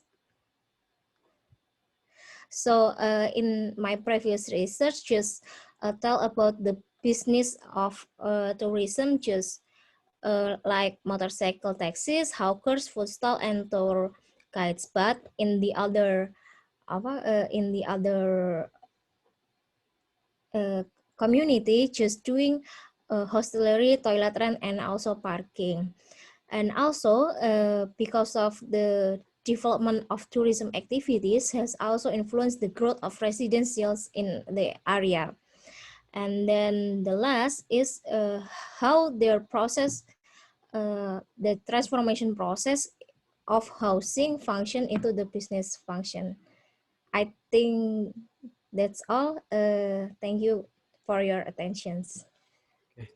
Thank you very much, Mrs. Deni Aditya, for the presentations. It's such an interesting research about rural and urban environments. And maybe is there any questions from the audience for Mrs. Deni Aditya? Okay, just want to make sure. Okay, okay, please, Yeah. Mr. Dio Armansyah. Okay, can you explain the method more specifically? What's a qualitative method or quantitative methods, and what was the reason for selecting the 78 respondent? Okay. That's it. Thank you. Okay, thank you, Mr. Gio, for the questions. The method that I use in this research is using the qualitative method by in-depth interview the 74 respondent. Because of there are just 74 people who transform their houses because of the activities. I just want to what we call it intense interview, and I just want to know about that process. So I need to intensive deep interview with that respondent, I think. So I try to select it for all that tourism business who use their house, but the 74 is just try to transform their houses function. And once again, it's okay. Yeah. Okay. Okay, okay, no problem. Okay. So what's long? How long? Sorry, how long you did this research in that area? I just try to using this research is for 1 years before the pandemic. So this is my master my master thesis data, and then I try to what we call it try to have a good communications with that entrepreneur, and then I tried how calling that entrepreneur, how about your business now, and then yes, like just like that, just intensive communications with that business entrepreneur. Okay, thank you very much. Yeah. It's interesting. Yeah. Is there any question for the others person, for the other audience? Yeah, I think it's enough from this session, from these presentations. Thank you, Mrs. Deni Aditya, Okay, you're for your presentations. Maybe we will move to the next presenter. Please welcome, wait a minute. Please welcome Mrs. Monica Pratiwi. Maybe the operator has been shared the screens. Mrs. Monica, are you ready? Okay. Yes. Yes. Okay. Okay. Okay, I'm you ready. can. Yeah. Okay, please. You can share your material. Yeah. Good afternoon, everyone. And I would like to present you about my research, and the title is Livelihood Sustainability of Small-Scale Fishermen in Depok Beach, Special Region of Yogyakarta. Next, please. Yeah, for the introduction here, we can see that based on the data obtained from Ministry of Maritime Affairs and Fisheries in 2017, it shows that potential for marine fisheries in Indonesia is reaching 12.5 million tons per year, with 6.1 million tons of production in 2016.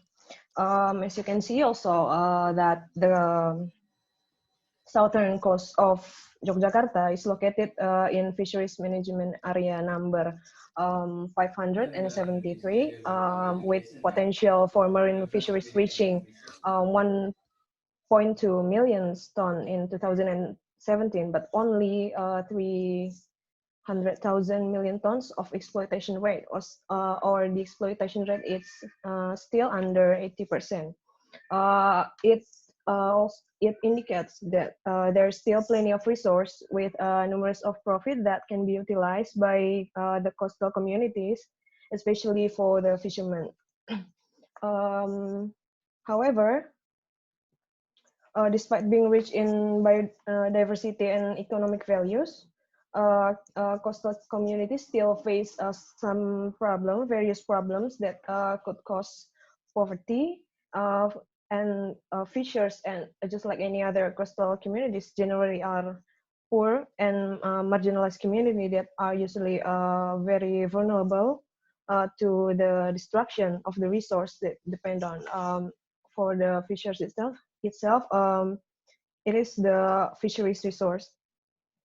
To cope with this situation, the fishers really rely on assets that they can be accessed by them.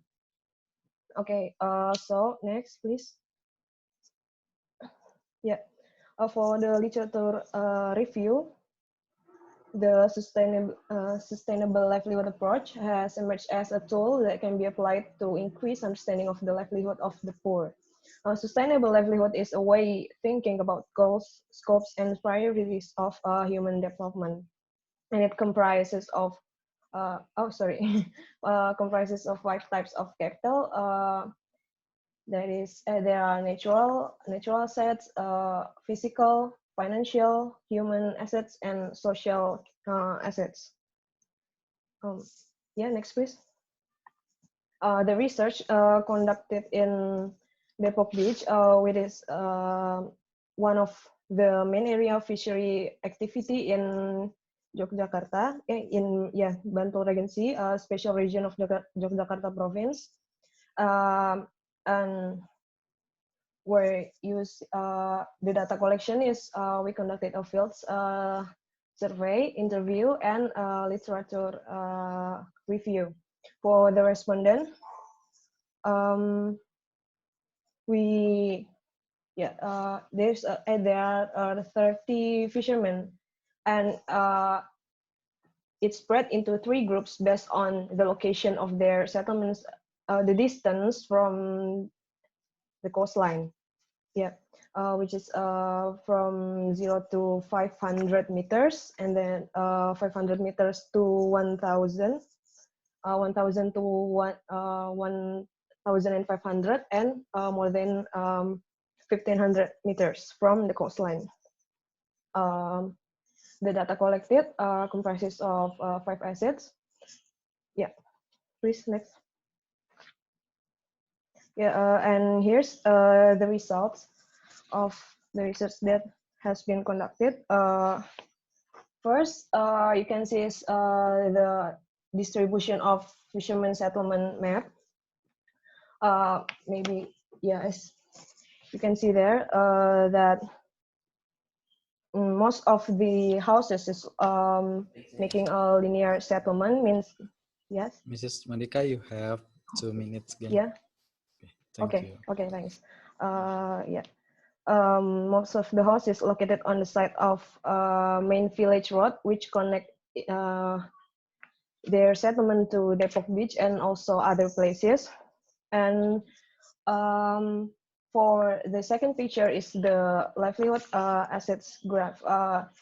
That is the comparison between 4 groups and the overall of the respondent that has been interviewed.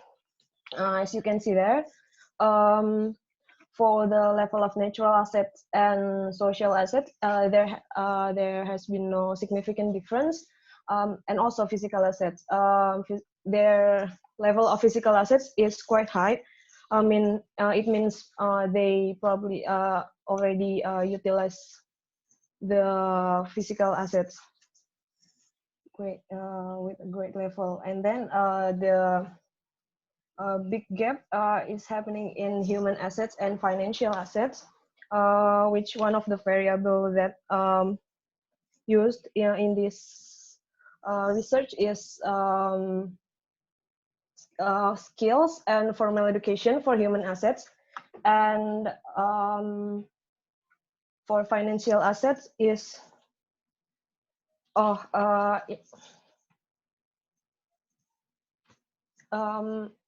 income and the savings.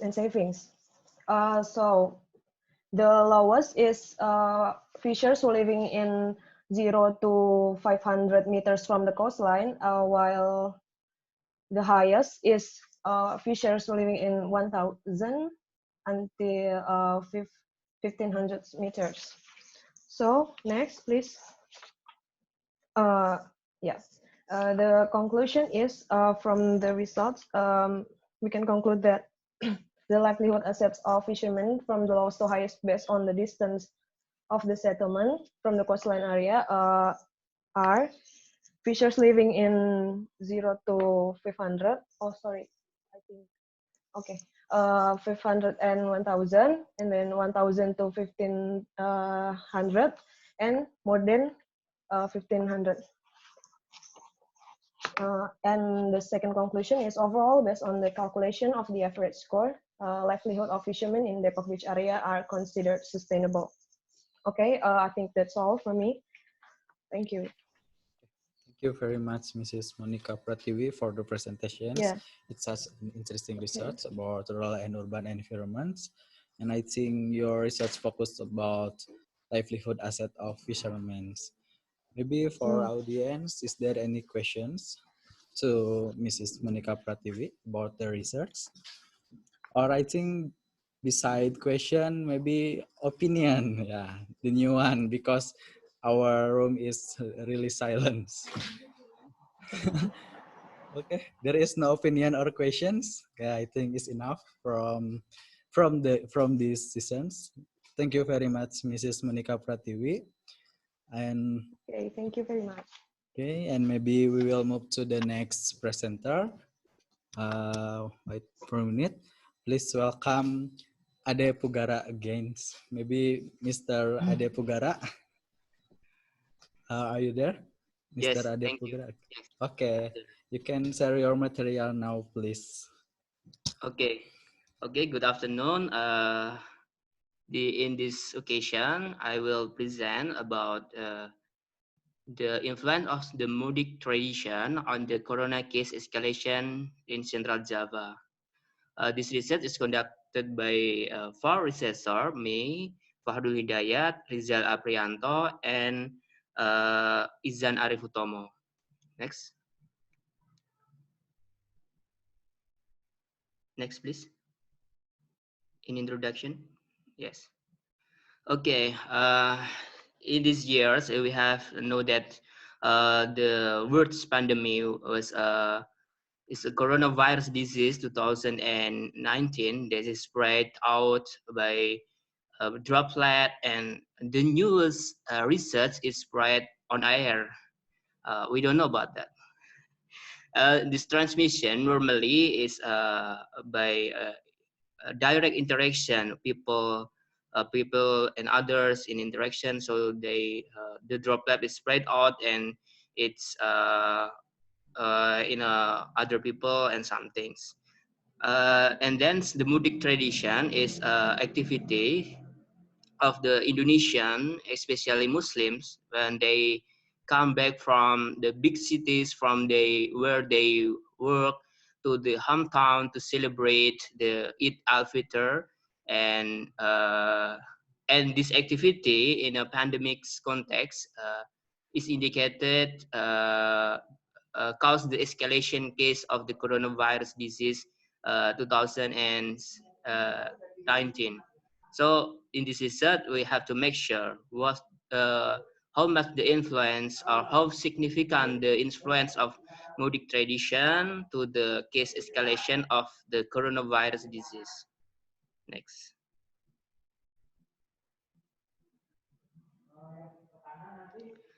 This is a number of migration to the Central Java.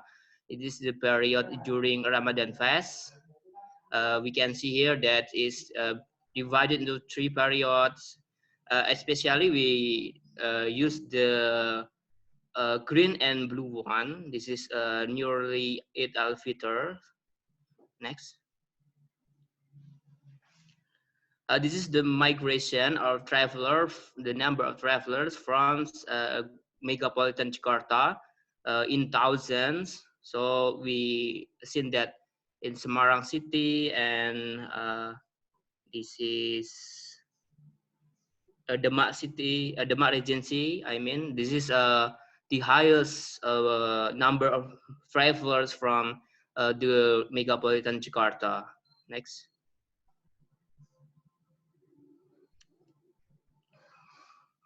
Please next. Yes.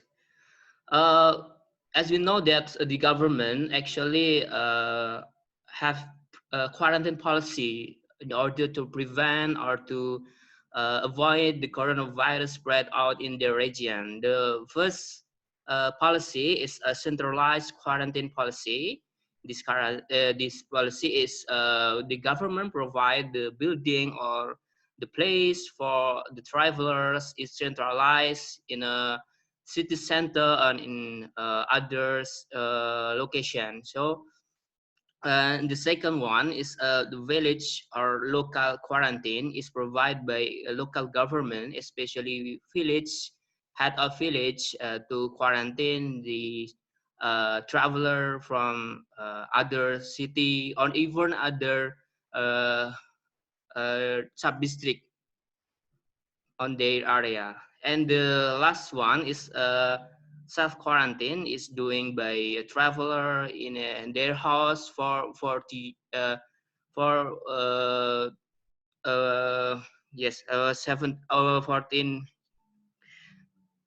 days. Next. Oh, this is a map of the quarantine policy in Central Java. We can see that is the pink one. I think it's pink. The pink one is self quarantine, and this red one is a centralized quarantine. We know that which area that's use the certain policy. Not next.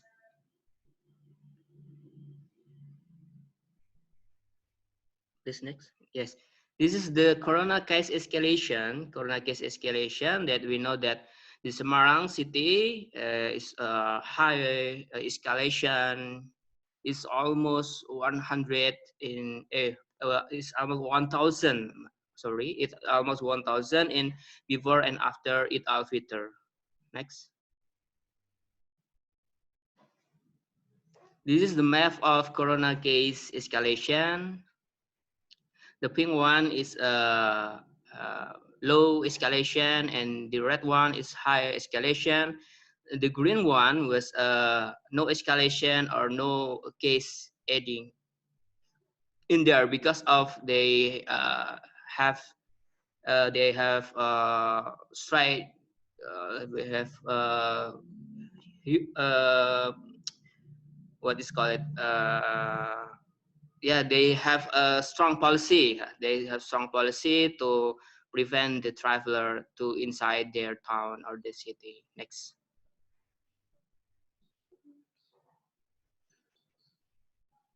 Okay. Okay.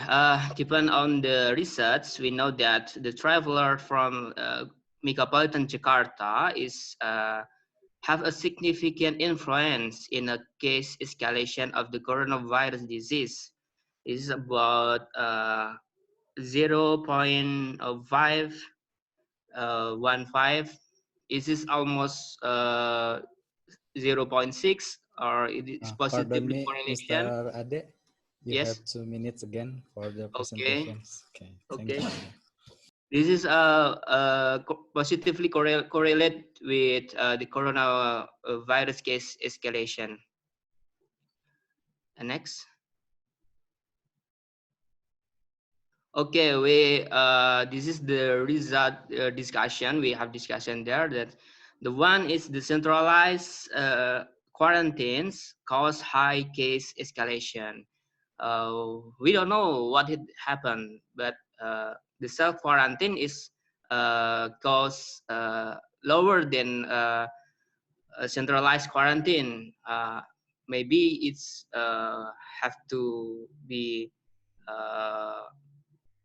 examined that by other researchers why the self quarantine is more effective than centralized quarantine. And the second is the traveler from metropolitan Jakarta cause high case escalation of coronavirus disease in case of Central Java. I don't know the case in West Java and in others, but this is the case in Central Java, especially during the time period before and after Eid al-Fitr. And the third one is how we have to discuss is how about age and traveler and human without symptoms, or we call it OTG. Maybe the travelers from metropolitan Jakarta or in other region is OTG or others. We have to answer that to examine the more significant role of the travelers to the corona case escalation in their hometown and in their other area. This all of my presentation. Thank you very much for your attention. Assalamualaikum warahmatullahi wabarakatuh. Waalaikumsalam warahmatullahi wabarakatuh. Thank you very much, Mr. Ade Pugara, for the presentation. It's such an interesting research. Of course, there is a mobilizations between region in the pandemic, and this is the good issue when we are Idul Adha maybe or Idul Fitri. There are a lot of people going to mudik. Yes. Yeah. Maybe is there any questions from the audience or opinion maybe? Okay, silent please. Thank you. Thank you so much, Mr. Ade Pugara, Okay, for you're the welcome. presentations. We will move to the next presenter. Please welcome. I don't know about this is Mr. or Mrs. Firyadi. This is Mrs. or Mr. Okay. Mr. I'm Mr. Okay, pardon Okay, thank you very much, okay. Mr. Haikal. Assalamualaikum warahmatullahi wabarakatuh, and good afternoon for all participants. I very respect in this forum. I am Piryadi, researcher from Ministry of Agrarian and Special Planning, National Land Agency. Will present the topic carbon dioxide emission and sequestration with land use and land cover change according the special plan in Banyuasin Regency, South Sumatra Province. Okay, next. In my research, in my introduction, change in land use and land cover are responsible for the loss of carbon terrestrial areas and already significant source of atmospheric carbon dioxide. In Indonesia, change in land use and land cover are controlled by special planning, both national special planning, provincial special planning, and regency and city special planning. Special plan greatly determine change in land use, land cover, and change in land use, land cover affect carbon stock. And then examine the special plan for Banyuasin Regency area on carbon dioxide emission and sequestration. Jadi mungkin ingin melihat sebelum tata ruang itu disusun, selama ini kita hanya ketersediaan lahan di dalam pola ruangnya, kita ingin melihat. Jadi jika nanti ini dari penelitian ini kita akan bisa mengeksaminasi dan memilih rencana tata ruang wilayah ini yang rendah kehilangan karbon. Okay, next, please. Material and method. This is the Banyuasin area. Banyuasin Regency is located in South Sumatra Province, Indonesia. And it has area of 12,815.55 square kilometer. And type of soil that exists in Banyuasin district: clay, peat, alluvial, hydromorphous, lithosol, andosol, regosol, and latosol. Why soil type is important in calculating carbon storage? Because type soil affect carbon storage, namely above ground carbon, below ground carbon, necromass carbon, litter carbon, and soil organic carbon. Okay, next, please. This is method of the data processing. IGEOS Indonesian standard, Indonesia national standard to measurement and calculation of the carbon storage. Above ground carbon, below ground carbon, necromass carbon, litter carbon, and soil organic carbon. Soil organic carbon content was determined in percent by Walke and Blake method. And carbon stock use wake biomass. Okay. Kemudian land use and land cover change. Carbon land use the method of different land use and different carbon, different stock. And then to estimation of carbon dioxide emission registration use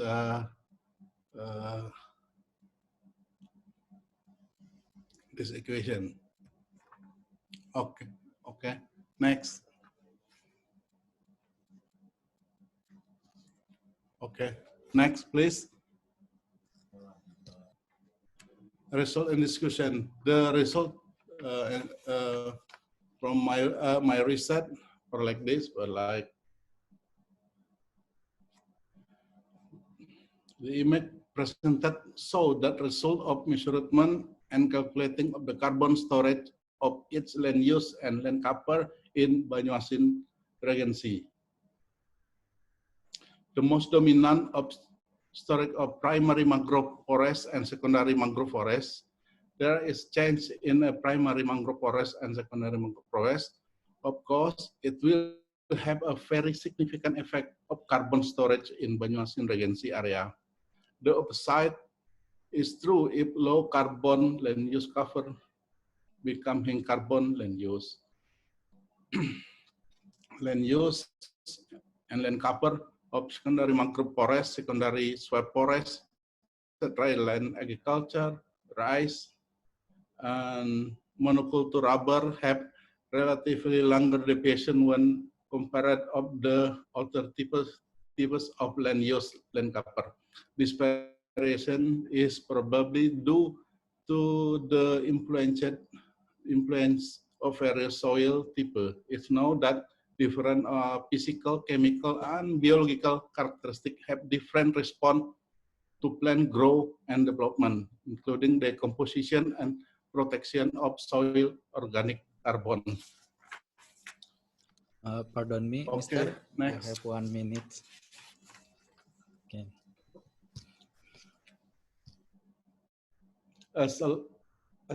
As long as implementation of regional special plan in Banyuasin Regency from year 2020 years 2032, there will be additional carbon of 65,000.40 million ton, or the equivalent of carbon dioxide sequestration. I'm sorry, next, please. This is additional carbon lost carbon. This is a sequestration by additional, and this is emission carbon. In Banyuasin Regency, additional carbon, then lost carbon. This is number of sequestration and number of emission. Okay, next. Okay, conclusion. So total carbon stock will change. Uh, uh, uh,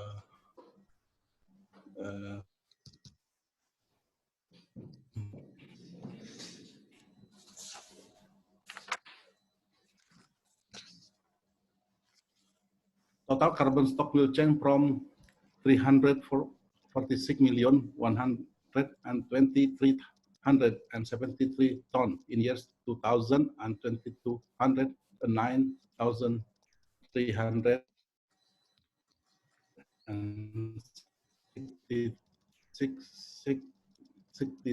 ton in the year 2032. Carbon loss from terrestrial system to into atmosphere are 58,814,160 ton, equivalent to carbon dioxide emission 250,848,272. Second, conclusion, the most dominant cause of carbon dioxide emission are land use and cause in primary mangrove forest and secondary mangrove forest. Sequestration of carbon dioxide is dominated by change group, secondary pastwalk forest, grassland, pet group, and paddy field on years. There's conclusion. Spatial planning can control carbon dioxide emission from terrestrial to atmosphere. It is a main conclusion. The spatial plan can control carbon dioxide emission from terrestrial to atmosphere.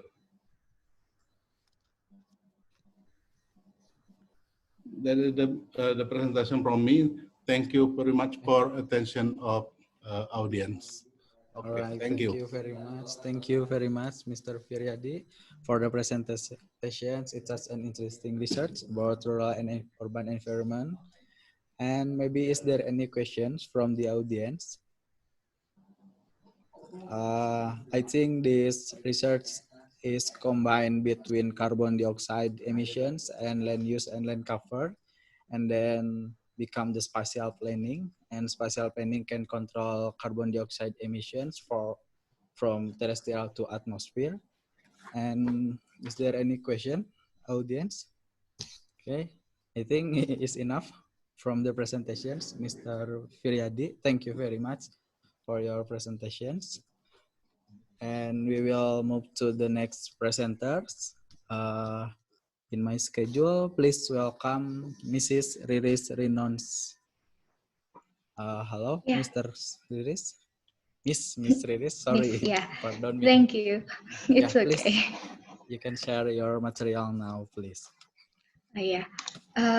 Good afternoon, everyone. Let's start it immediately.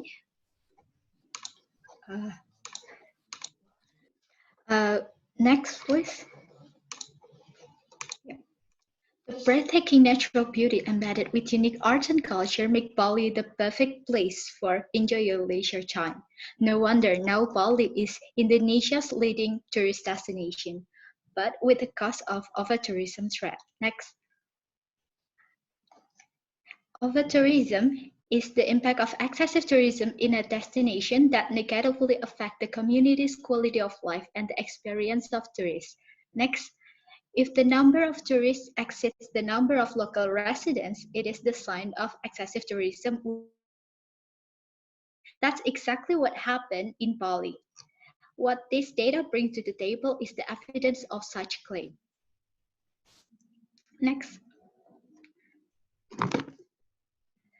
Tourism development in Bali is centered around Badung Regency and Denpasar city. Furthermore, in Badung Regency, Kuta district is considered the main tourism spot. This region has a lot of tourist objects to offer. This fact has resulted in a large number of domestic and foreign tourists swarming in Kuta district. Next, increasing over tourism threat and putting sustainability at risk. Such reason encouraged my team to do research to identify the most influential variable of over-tourism threat in Kuta district in order to help maintain the sustainability. Next, please. This research used descriptive method with primary data source using an online questionnaire, which was randomly assigned to tourists who had visited Kuta area in 2017 until 2020, in order to determine the value of over-tourism threat in tourist destination by using several indicators, namely social, economic, and environmental indicators, as well as exploring the opinions of tourists regarding the impact of over-tourism and possible solution over to prevent it. Crime, comfort, security, tourist destination damage, and function change are the variable of social indicators. Meanwhile, changes in land price and changes in goods and services are the variables of economic indicators. Other than that, the environmental indicator consists of waste, pollution, vandalism, land use change, and that's all. Throughout the data retrieval period, we got 56 respondents from different parts of the country. And each variable is rated 1 to 5. Next. From this study, it is concluded that environmental indicators have the most significant impacts on over-tourism. The large number of tourists and the high demand for land led to increase in land prices, which reached 400% in 2013, according to Detik Finance. The land is used mostly for the development of tourism accommodation. Yet, the other indicators also showed some pretty alarming results. Environmental damage does not only affect the local community, but also the sustainability of the tourist object itself and the tourist overall image of the destination. Meanwhile, the criminality variable here that we can see show the smallest average value among other variables because tourists consider only a small portion of the criminal acts that occur in tourist areas such as fraud and robbery. Next. According to ARIDA, the direction and implementation program to achieve sustainable tourism must be economically feasible, environmentally sound, socially acceptable, and can be applied technologically. Next. One of the recommendations to prevent over-tourism is by limiting the number of tourists at each tourist object.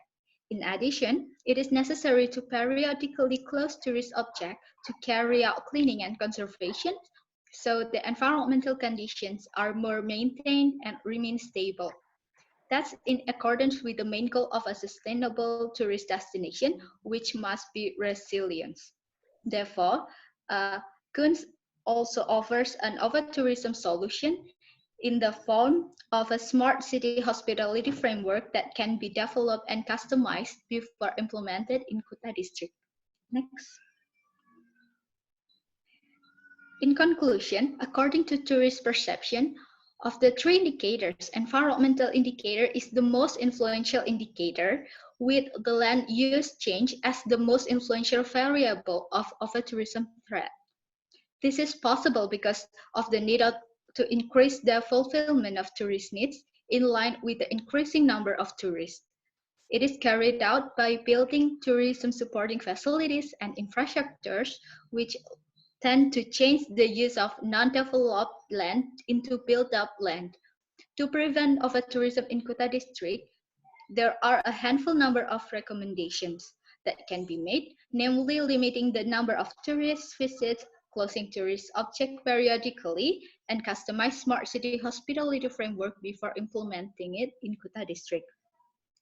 The success in preventing over-tourism in order to gain Sustainability cannot be separated from the coordination and sharing in responsibilities among stakeholders consisting of all aspects of the government, private sectors, society, academics, and the media. Yet, my team acknowledged the lack of data variation due to adverse condition of the COVID-19 pandemic as the weakness of this research. Thus, another research needs to be conducted for better result. And that's all, ladies and gentlemen, what was me and my team want to share with you today. Okay. Thank you very much, Mrs. You are Renons, welcome. for presentations. It's such an interesting research about rural and urban environments. We have the title of tourism trips in Kuta District, Badung Regency, Bali Province. Maybe is there any questions from the audience for the research that was conducted by Mrs. Riris Irinos? Can I ask, Okay. probably? Oh, yes, please, Mrs. Arid, please. I'm sorry. Mbak Riris. Yes. Could you please probably explain shortly that in your result and discussion, you mentioned something about smart city? Is Yeah. your research applied or collect data on smart city themes or issue related to this overall tourism in Kuta? You could probably explain. And also one thing, yes, okay, that's all. Thank you. Okay, thank you. Can we see the slide of that? Okay, of course. Maybe operator can give the share screens. Hello. Okay. In the discussion part.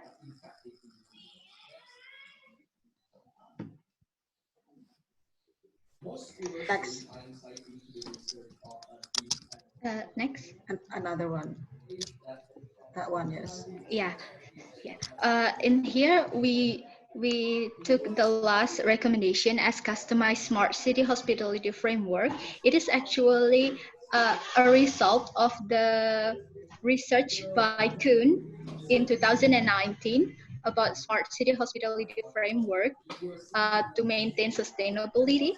But we use it here as a recommendations because like what we said before in the method, that we also gain some more knowledge and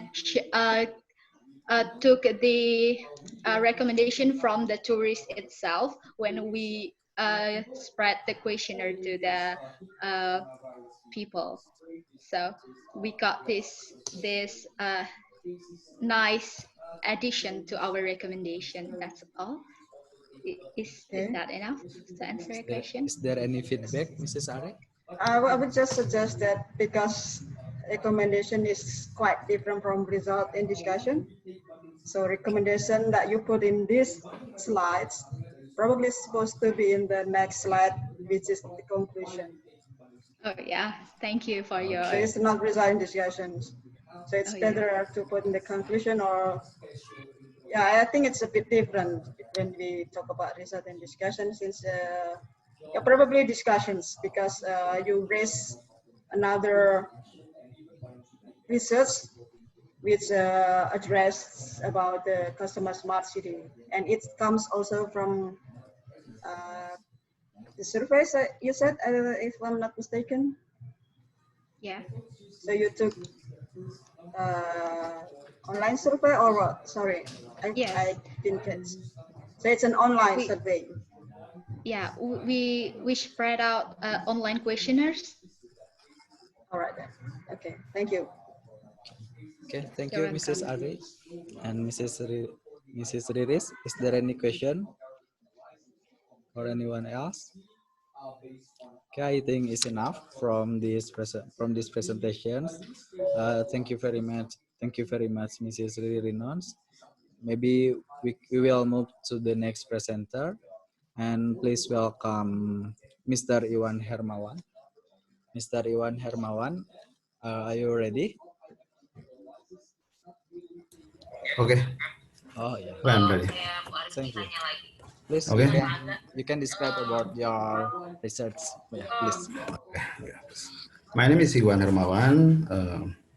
I'm from Balai Arkeologi Jawa Barat. And now we will presentation about research a spatial structure Cirebon city in 1918 based on archaeological heritage, sugar industry, and railroad transportation. In presentation in Indonesia language, I'm sorry.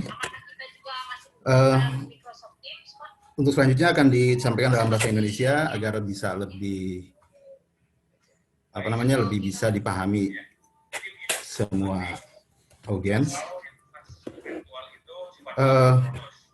Masuknya pemerintahan Belanda, pemerintahan kolonial Belanda yang pertama kali masuk ke Indonesia lewat VOC, ini berpengaruh besar pada pembangunan di wilayah Cirebon. Sebelum tahun 1930, Indonesia menjadi salah satu negara produsen gula terbesar di dunia. Yang ini merupakan salah satu disebabkan oleh politik tanam paksa yang dilakukan pada tahun 1830 sampai 1870. Eksploitasi gula yang dilakukan oleh Belanda ini dilakukan secara besar-besaran dan memberikan keuntungan yang cukup besar, sehingga banyak didirikan pabrik gula di Indonesia. Bahkan pada tahun sebelum kedatangan Jepang, terdapat 32 pabrik gula di Pulau Jawa. 12 diantaranya berada di wilayah Cirebon. Ke-32 pabrik gula ini mempunyai hubungan ataupun terkoneksi dengan jaringan transportasi kereta api yang mulai dibangun di penghujung abad ke-19. Untuk wilayah Cirebon, perjalanan kereta api dari pabrik gula berakhir di Pelabuhan Cirebon, yang merupakan salah satu pelabuhan terbesar di pesisir utara Pulau Jawa, dan merupakan juga salah satu tempat pengapalan dari hasil industri gula. Next.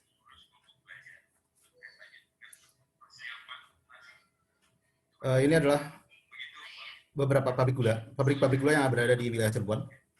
Selanjutnya. Ini persebarannya. Dan pabrik gula di Cirebon ini dihubungkan dengan jaringan kereta api yang dikelola oleh perusahaan Semarang Cirebon Storm Tram Maskapai yang berkantor pusat di Tegal. Next. Metode yang dilakukan dalam penelitian ini adalah metode eksplorasi, dan penelitian lebih diarahkan dengan pendekatan ke ruangan. Eksplorasi dilakukan terhadap tinggalan-tinggalan pabrik gula dan tinggalan-tinggalan perkereta apian yang berada di Cirebon. Kemudian kita juga melakukan pengumpulan data dari data-data arsip yang di Arsip Nasional dan arsip-arsip perusahaan gula dan perusahaan kereta api. Lanjut.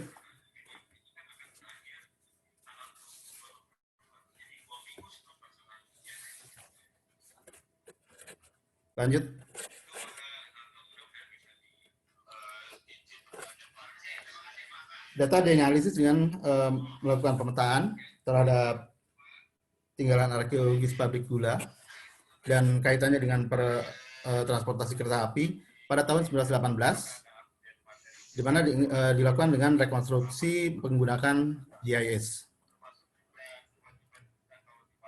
Kemudian mengkorelasikan analisis GIS tersebut di dalam sebuah peta. Kemudian melakukan analisis spasial dan melakukan klasifikasi dan zonasi struktur tata ruang pada peta dan laporan dan deskripsi laporan. Selanjutnya, ini adalah salah satu pabrik gula, yaitu Emplosmen Karangsuwung, pabrik gula Karangsuwung di Kabupaten Cirebon. Pabrik gula ini didirikan akhir tahun 1870-an. Dan mereka juga selain pabrik gula, mereka juga memiliki yang namanya perumahan-perumahan. Jadi selain pabrik juga terdapat perumahan. Dan ini adalah beberapa perumahan yang terdapat di emplasmen pabrik gula Karangsuwung. Lanjut.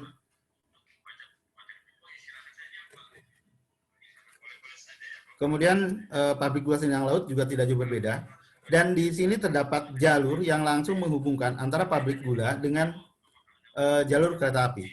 Ini adalah jalur tram yang berada di dalam pabrik gula.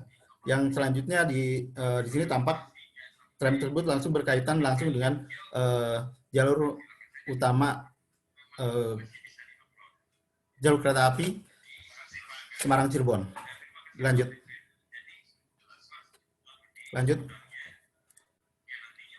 Kemudian, nah ini adalah beberapa tinggalan dari perkeretaapian di Cirebon.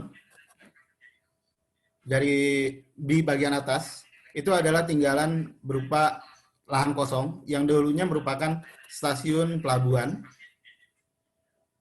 bagian dari emplosmen pelabuhan, dan ini merupakan titik pelabuhan titik stasiunnya. Yang tengah merupakan stasiun Perujakan, sekarang masih beroperasi. Dan kemudian yang ketiga itu adalah stasiun Kejaksaan yang merupakan salah satu stasiun besar di Cirebon. Di bagian bawah adalah foto di tahun 1930-an, 1920-1930-an berkenaan dengan pelabuhan Cirebon. Di situ sudah tampak bagaimana bentuk dari pelabuhan sendiri dan bangunan-bangunan gudang yang terdapat di kawasan pelabuhan. Lanjut.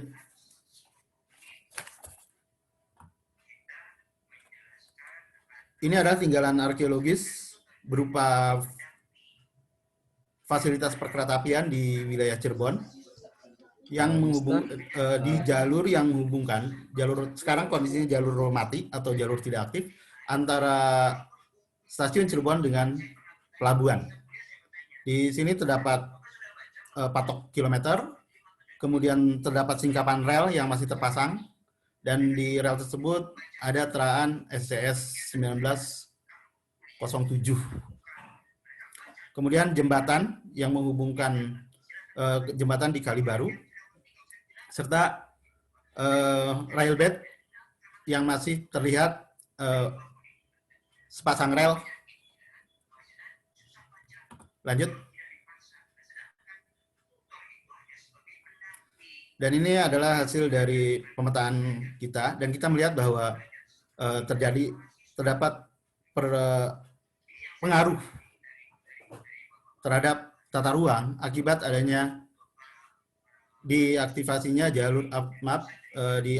dibangun dan diaktifkannya jalur kereta api, baik jalur kereta api dari Batavia ke Kroya yang melalui Cirebon, dan juga kereta api yang dari Semarang yang dioperasikan oleh SCS dari Semarang ke Cirebon. Lanjut.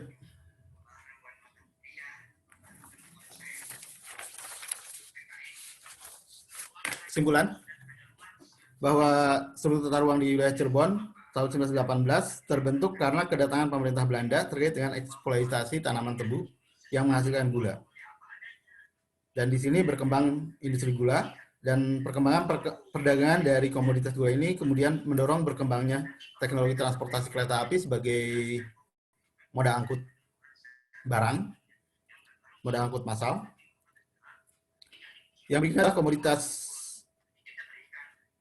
industri gula itu juga memerlukan infrastruktur lain terkait pabrik dan transportasi, mendorong berkembang sehingga pada tahun 1918 wilayah Cirebon memiliki struktur tata ruang yang kompleks dan menarik untuk dikaji. Yang berdasarkan pada teori konsentris terbentuk zonasi yaitu zonasi Central Business District yang terdapat di daerah pelabuhan sebagai pusat perdagangan. Kemudian berkembang, zona tersebut berkembang secara konsentris meliputi transisi zone, low class, residential homes, better resident, and commuter zone. Mengikuti infrastruktur yang terkait dengan industri gula dan transportasi kereta api. Mungkin itu yang bisa disampaikan. Terima kasih. Thank you very much, Mr. Iwan Hermawan, for the presentations. It's such an interesting research about rural and urban environments. Maybe, is there any questions from the audience for the material from Mr. Iwan Hermawan? Let me remind about the title. The title is about spatial structure of Cirebon City based on sugar industry, archaeological heritage of sugar industry, and railroad transportations. Maybe is there any question? Okay, I think it's enough, Mr. Iwan Hermawans, because there is no people who want to give the questions. Thank you very much, Mr. Iwan Hermawans. And we will move to the next presenters. Please welcome Mrs. Paramita Rahayu. Miss Paramita, are you ready? Maybe you have to unmute your voice. You still unmute? Unmute, yeah. You still Okay. unmute. Nah, okay. Yeah, thank you very much. Share screen, please. Okay. The operator, maybe you can search the PowerPoint.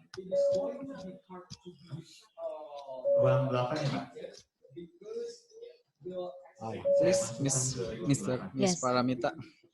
Yes. The title of my research is Governing the Urban Water Challenges of Surakarta. Actually, I wrote this paper with two other colleagues, Erma Fitriarini and Jayanti Kusumawardani. Next, please. So the main goal of this research is to understand the urban water related challenges with the case of Surakarta in Central Java. And particularly to understand how the urban water related challenges is managed in Surakarta, we identify three objectives. First, we identify the urban water related problems, and then what programs and plans are implemented to deal with those problems. And we are trying to see those problems and the programs and plans, whether they are accommodating the perspective of integrated water management, which is the process of the integrated process of managing water, land use, and other resources to maximize the social and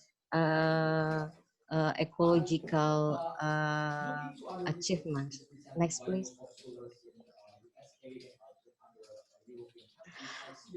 Methodology, we use a qualitative method with case study approach.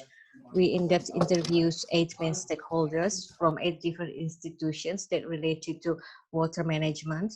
We are also utilizing the secondary data that related to information about programs and plans that related to urban water problems in Surakarta. Next, please.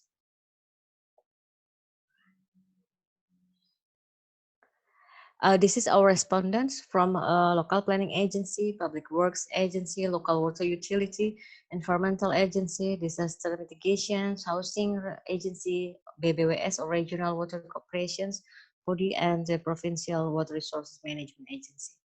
Next, please. This is the Surakarta city. There are several major rivers come across the city, like Pepe rivers, Anyar rivers, Premulung rivers, and also the famous one, Bengawan Solo, at the southern part of the city. Next, please. The first and foremost problems of urban water in Surakarta is about pollutions. the quality of its surface water, the rivers are very low. All the rivers has a quality at 3 or 4 level water quality. For your information, we have a 4 level of water quality. From the highest is level 1 to the lowest level 4, and most rivers in Solo, not most but all rivers in Solo has the quality of 3 or 4 level 3 or 4. We could see that all the variables that used to identify the quality of water is very low. Next, please. And the second urban water problem is flooding and inundations. The flood in Surakarta city is a seasonal flood. It is caused by the up and down of rainfall volume. So during the rainy season, we usually have the flood, and during the dry season, we usually lacking the raw water for our pipe water system. So over the years, the problems of flooding and also lacking of raw water for the city clean water is getting worse. So during the rainy season, we get more flooding, and during the dry season, we are getting more difficult to have the raw water for our pipe water system. Next, please. So I think this is also related to the climate change problems. The up and down of the rainfall during rainy season and dry season is related to the climate change problems. And the other problems, the third problems of urban water in Surakarta is related to the up and down of the rainfall, and also related to the climate change over the years, that we have difficulties to provide raw water for our pipe water system. In the table, we could see that most of our raw water is coming from other district, which is Klaten district, which is, we could say that it's more than 50% of our raw water is coming from other districts. Even though Solo has 4 or 5 major rivers, we could not fulfill our raw water for pipe water system from the rivers, because as you can see, the rivers in Surakarta all are highly polluted at the lowest level of water quality. So, Pardon me, Mrs. Paramita, you have 2 minutes. Okay, next, please. Yeah, and this is program and plans for the water pollutions, mostly at the current time we try to do the physical improvements, like we give a wastewater treatment for small scale industry, and we flushing water to the river to the pollutants. But for the long term plan, the stakeholders are trying to think about community development, also community engagement, and also about platform for regional cooperations. Next, please. And for clean water availability for the current, the main thing that the city does is to build a cooperation with Klaten district. But in the future, the city plan to set up the regional cooperations for regional based water resources, WOSO SUKAS, and also the city has been developed a more engaging program to involve community to involve community in the cleaning river program. Next, please. And for flood, for the short period, the city implemented the physical program like river normalization, dam river embankment, and urban drainage system. But for the long-term plan, they are planning to do a river restorations, regional cooperations, and also community development for waste reductions. Next, please.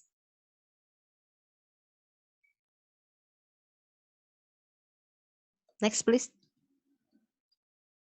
Yes, and for the urban water related problems, which is also climate change, the city already applied like the climate aware village in several villages in Surakarta, and also try to improve the quality of public transport to attract community to use public transport rather than private vehicles. And for the long-term plan, it's important to have an integrated public transport system with the green energy, and also to improve public awareness for using again the public transport. So it's a plan, long-term plan from not only from supply side but also from the demand side. Next, please. Pardon me, Mrs. Yeah. Paramita, maybe the time is up, but you can continue with the conclusion. Maybe. Thank you. Next, Pardon please. me. This is just conclusion. Yes.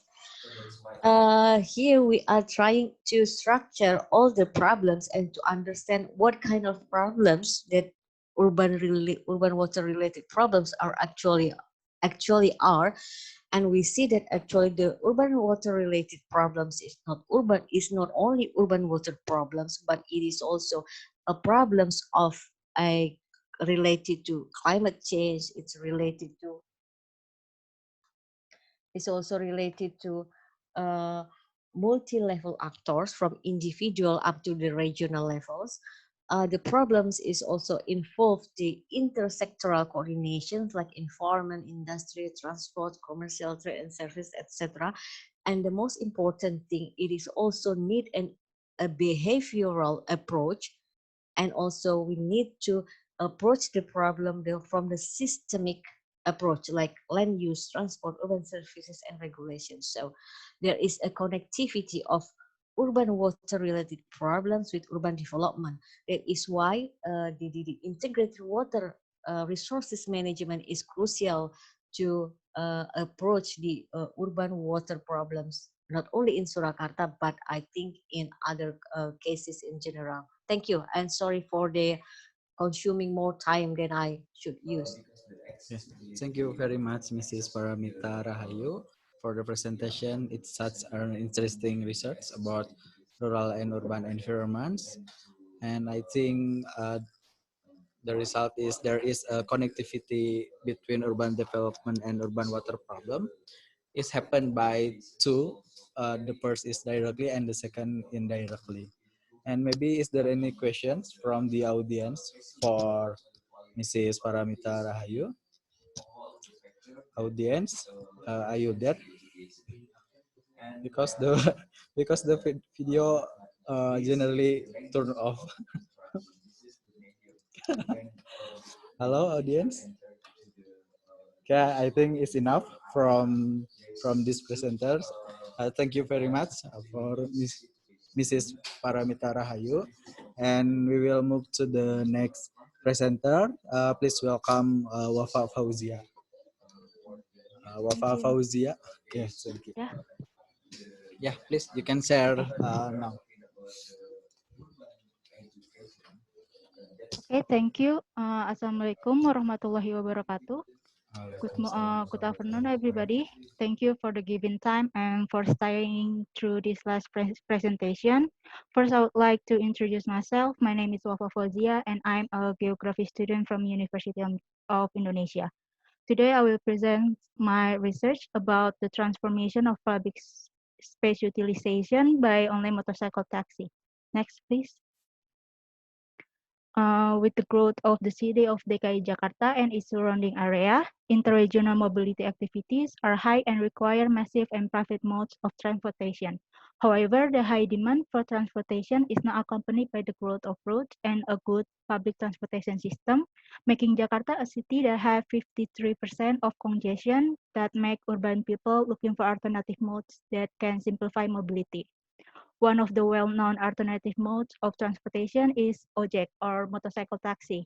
With the aid of technology, it leads to the new concept of motorcycle taxi known as online motorcycle taxi, or people usually call it as OJO. Because this online motorcycle taxi doesn't have any designated place, they usually have use existing public place to wait for the service, especially in high demand area. One of the areas is Professor Dr. Satrio Street in South Jakarta. It is one of Main Street that has been a part of DKI Jakarta spatial planning strategy, making it have various changes, especially in public space. In the last 5 years, the changes have been used by online motorcycle taxi as a place to wait for service. So this study is about the space transformation of public space, as well as how and why this place become a hot place for online motorcycle taxi. Next, please. The study used descriptive qualitative analysis research method with data collection through an ethnographic approach by implementing participatory observation, fieldwork, and direct interview with on-site online drivers. Next, please. The first topic I want to discuss is about the transformation that happened at Professor Dr. Satrio Street. So the street name is taken from the former Minister of Health of Republic Indonesia at the end of the Orde Lama regime, and also is one of the roads that connecting the eastern part to the center part of Jakarta, with the name of surrounding area is Kuningan. Since 1997, the street is already planned to become Jakarta's international shopping belt, similar to the Orchard Road area in Singapore, and began the development in 2009, which was to build adequate sidewalks along the street. As seen on the first image on the left, this street consists of 2 to 3 lanes with a separator between the lanes in the form of green open space. The sidewalk has various sizes from 2 meters up to 5 meters with lack of pedestrian facilities. In 2010, this road included in the construction of a new road named non-toll flyover from Tanah Abang to Kampung Melayu as an effort to decrease the congestion. The construction began in 2011 with a height of flyover around 18 meters, which utilized the separator between the road as the foundation for the flyover. It is resulting the space become an open space, as seen in the picture in the middle. And then the construction finished in early 2014, which led the road separator to changes as it was dominated with red soil, and the reforestation was only carried out by the edge of the separator. The sidewalks along the streets still remain the same as before until in early 2019, with adding 2 traffic lights for crossing the street in front of the commercial area, which were in front of Lotte Shopping Avenue and Ambassador Mall. And then in 2019, the provincial government carried out the revitalization for the sidewalks along the street, according to the midterm plan to develop the concept of a walkable city and the use of mass public transportation system. The revitalization consists of widening the sidewalks, increasing pedestrian facilities, as well as creating a multifunctional park on the road separator, as seen on the picture in the below. And then next, please. Then the next is about the public space that is used by online motorcycle taxi. Why does online motorcycle taxi like to use these spaces?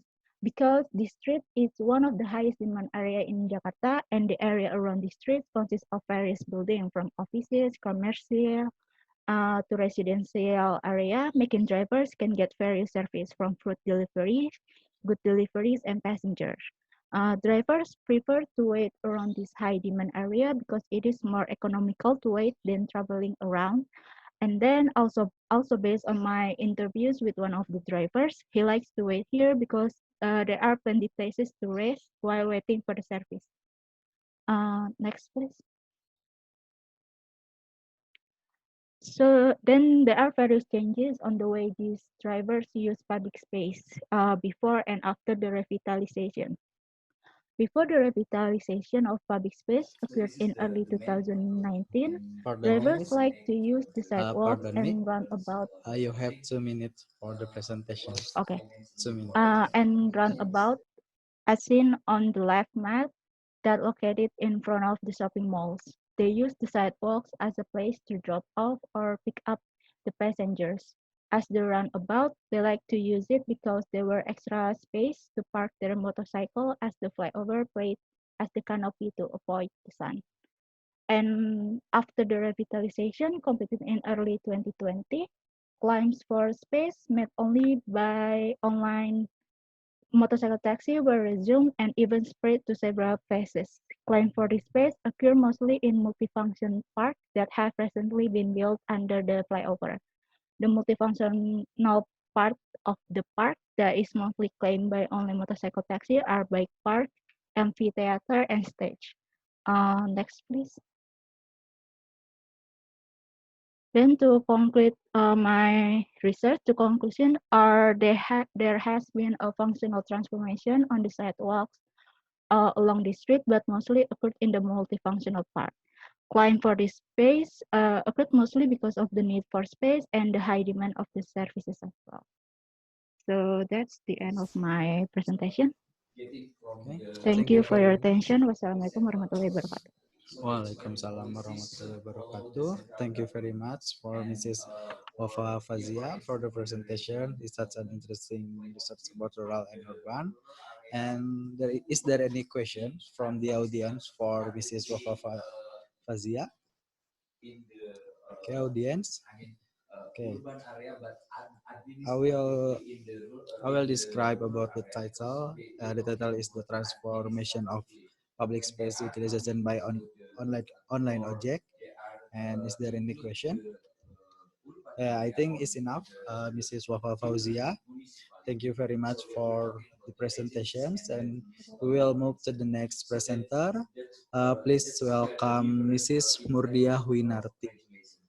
Mrs. Murdia, are you there? Hello, Mrs. Murdia.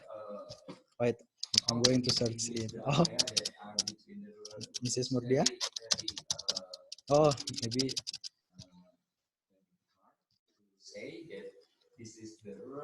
Hello, Mrs. Murdia. Oh, I think Mrs. Murdia is not exist in this room, and or Wawan Darmawan, Mr. Wawan Darmawan, or Mrs. Erlina, or Mrs. Iing Yulianti. Okay, I think there is no exist here. Maybe we will move to the next presenter. Please welcome Mrs. Fauzia Seili. Hello, Mrs. Fauzia.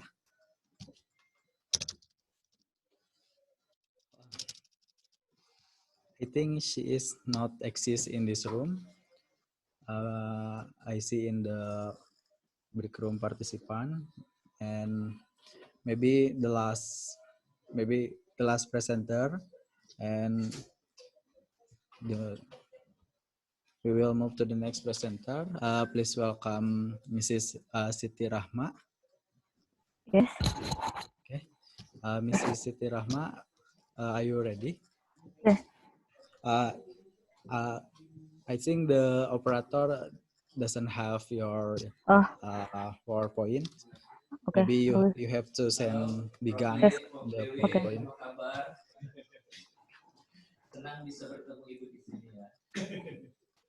Yes. Yes. Yeah. Okay. Please, you can share your material. Assalamualaikum warahmatullahi wabarakatuh. I'm Sidra Mauslotima, a representative from my team. I would like to present my paper entitled Effectiveness of Ginger Supply Chain in Rural Communities as a Form of Farming Sustainability Study Case in Cianjur District. Ginger is easy to cultivate and doesn't need complicated processing. Ginger also has many benefits for health as it acts as an antioxidant. This is what makes ginger has a high economic value. However, ginger cultivation requires a long cultivation time, which is 10 to 12 months, which causes farmers' interest to cultivate ginger decrease. The area of ginger cultivation land also continues to decline due to the conversion of land function from agricultural land to non-agricultural land, so that ginger production continues to decline, while the demand for ginger continues to increase. To fulfill this demand, an effective and efficient supply chain management is needed in order to develop ginger commodity. Cianjur is the largest ginger production in West Java, with total production in reach 22,537,119 tons. So, the purpose of this study is to determine an efficient supply chain of ginger in form of farming sustainability in Cianjur.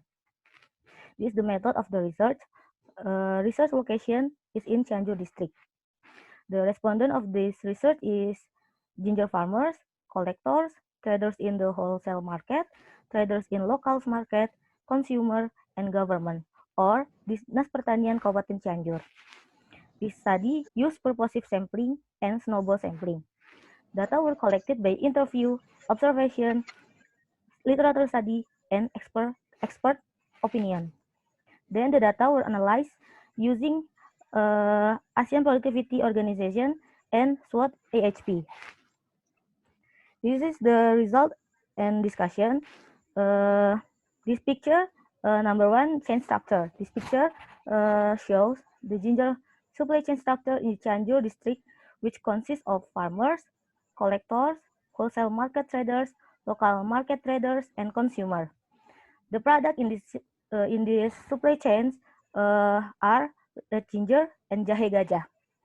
The demand for ginger continues to increase every year. However, the supply of ginger is uncertain every time. Actually, ginger from Cianjur has no competition because the amount of demand is always higher than supply. To meet the shortage of supply, a lot of ginger from Sumatra, especially from Medan, is sent to West Java. Second is supply chain objective. Farmers have development goals that focus on increasing production. Collectors are focused on maintaining the quality of ginger and reducing shipping costs. Traders focus on increasing sales, and the target market of ginger is still to the domestic only. Partnerships are formed because of mutuality and trust. So there is a written contract between the chain actors. Sorry, can you mute the microphone? Operator, sorry, pardon me, operator. Can you mute the other one? Okay. Until now, there has been no effort from each actor to develop the partnership that has been formed. 20, Pak. Third, supply chain management. Cooperation is formed on the basis of the principle of trust. The selection of partners by each chain actor is based on the level of personal closeness or is based on long-standing business relationship. Government support includes production facilities such as seeds and fertilizer, assessing production routes from land to storage, and providing information on how to increase ginger production. The fourth, supply chain resource. Supporting physical resource are production and post-harvest facilities and transportation. Second, supporting technology resource is off-season technology that has not been applied by farmers. Third, human resource consists of supply chain actors themselves. The capital resource comes from each chain actor's own capital, so it is not the result of loans. Capital is used to run the business of each chain actor. And the last is business process of ginger supply chain. All kinds of relationships that occur in the ginger supply chain, such as professional, business, and relative relation must be maintained. Supporting that ginger supply chain is counseling and production facility support. The distribution pattern consists of product distribution, and price distribution. Ginger is distributed from farmers to collectors, to traders in the wholesale market, or to traders in the local market, then to the consumer. The price distribution can be seen in the table 1. In this table 1, farmers have the lowest price for ginger. Balitro has conducted research related to ginger commodity so as to produce SOP for ginger cultivation. Now, Barito is conducting research to produce certified ginger seeds. The operational risk phase in the uncertainty of supply because the ginger is an agricultural product that is highly dependent on environmental conditions. The risk of disruption phase is pest and disease attack. Then this is the SWOT matrix. Pardon me, SWOT. Mrs. You Yes. have 2 minutes for presentations. 2 minutes Okay. again. Yeah, thank you. This table shows the alternative strategy in the SWOT matrix formed based on the result of the APO analysis. This matrix formulates from strength, weakness, opportunity, and threat of ginger supply chain in Cianjur. Then the SWOT strategy are summarized into several AHP strategies which are considered to have same goal. And the figure 1 shows the AHP hierarchical structure of the ginger supply chain. This is the table that occurs when the analyzed with AHP. Table 3 shows the priority value between the factors and the ultimate goal. Table 4 shows the priority value between actors and factors. Table 5 shows the best strategy for each actors. Table 6 shows the actors who are most important to the ultimate goals. And table 7 shows the best strategy to achieve the ultimate goal. So, based on the result, the conclusion is the strategy chosen is to provide facilities and infrastructure by the government for farmers to improve productivity and product quality for a better supply chain, so that farming activities remain sustainable. That's all for my presentation. Thank you for your attention. Thank you very much. Okay. Thank you very much, Mrs. Siti Rahma, for the presentations. It's such an interesting research about rural and urban environments because there are a lot of combination between sites and the other one. And is there any question from the audience? Maybe about the Siti Rahma has been presented. Audience, are you there? Yeah, I think it's enough, Miss Siti Rahma, because there is no question from the audience. And now, and I thought Miss Fauzia was already in the rooms, and we will continue the next presentations. Miss Fauzia, are you there? Yeah, I'm ready to present. Okay. Maybe the PowerPoint will be searched by operator. Okay, please. Okay, thank you, Mr. Chairman. Assalamualaikum warahmatullahi wabarakatuh and good afternoon. So today I would like to share about my article. So I make it some adjustment to the title. So my topic entitled today about geography of fear, the connection between tourists and their experiences in Kuala Lumpur urban tourist spot. And I have 3 colleagues together writing on this topic. Next, please. Okay, the aim of this study, actually, I try to explore the connection between tourists and their experiences in the context of geography of fear in Kuala Lumpur urban tourist spot. And my focus on tourist feeling on safety in Kuala Lumpur tourism tourist spot. So as we know, actually people always traveling to any other countries in the world for the matter, and they are not immune from risk. And in the context of tourism industry, tourists always put safety as an ultimate consideration rather than other factor when making plan to travel or live abroad. Next, please. Okay, the scope of the research, I would like to see the perception about the geography of fear among local and international tourists was studied from a various demographic background. Next, please. Not this slide, okay.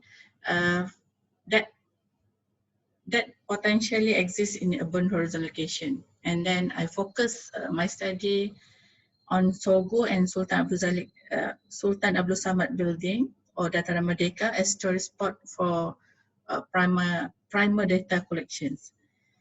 And Kuala Lumpur is the main destination for urban tourism in Malaysia that claimed by a popular travel website, especially TripAdvisor, as informers due to safety issues, especially among tourists.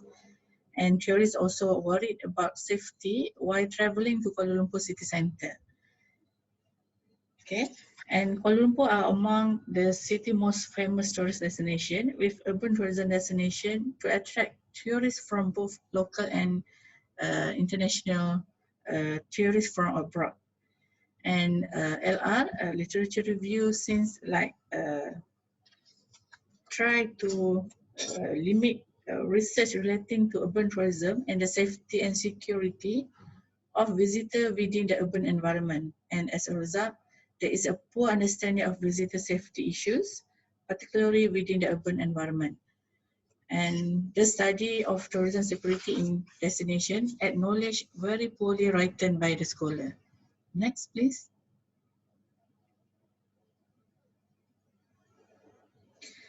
Okay, this study actually using research methodology by involve grounded data from tourists by using the participatory actual research or so-called PAR. Respondents were interviewed informally and semi-structured to discuss their experiences while traveling at the study site after their answer were recorded using a mobile phone.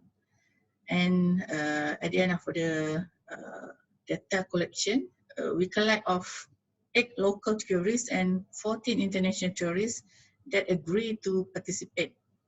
And that data from in-depth and interview were analyzed in a way in qualitative to produce the development of safe urban tourism model. Next, please. This is the data analysis, geography of fear in the context of urban tourism, which is a geography of fear occur based on social perception of threat in the surrounding areas. And fear also make place stay away from from people because they are considered threatening and unsafe to them, especially local tourists rather than international tourists. Tourists very sensitive to safety, especially when it involves their life and property while being outside their residence, and specifically in the specific location in urban tourism spot in Kuala Lumpur. Next, please. At the right side, actually this picture we take from during data collections, since like we want to show that fear of indoor crime in urban area might stop tourists and community of that urban area themselves from visiting. So there is the danger signal for Kuala Lumpur if we cannot overcome this problem. And urban tourism area may suffer economic and business losses when tourists no longer visit to the destination, especially from local tourists. Okay. Next, please. Tourists feeling on safety in Kuala Lumpur.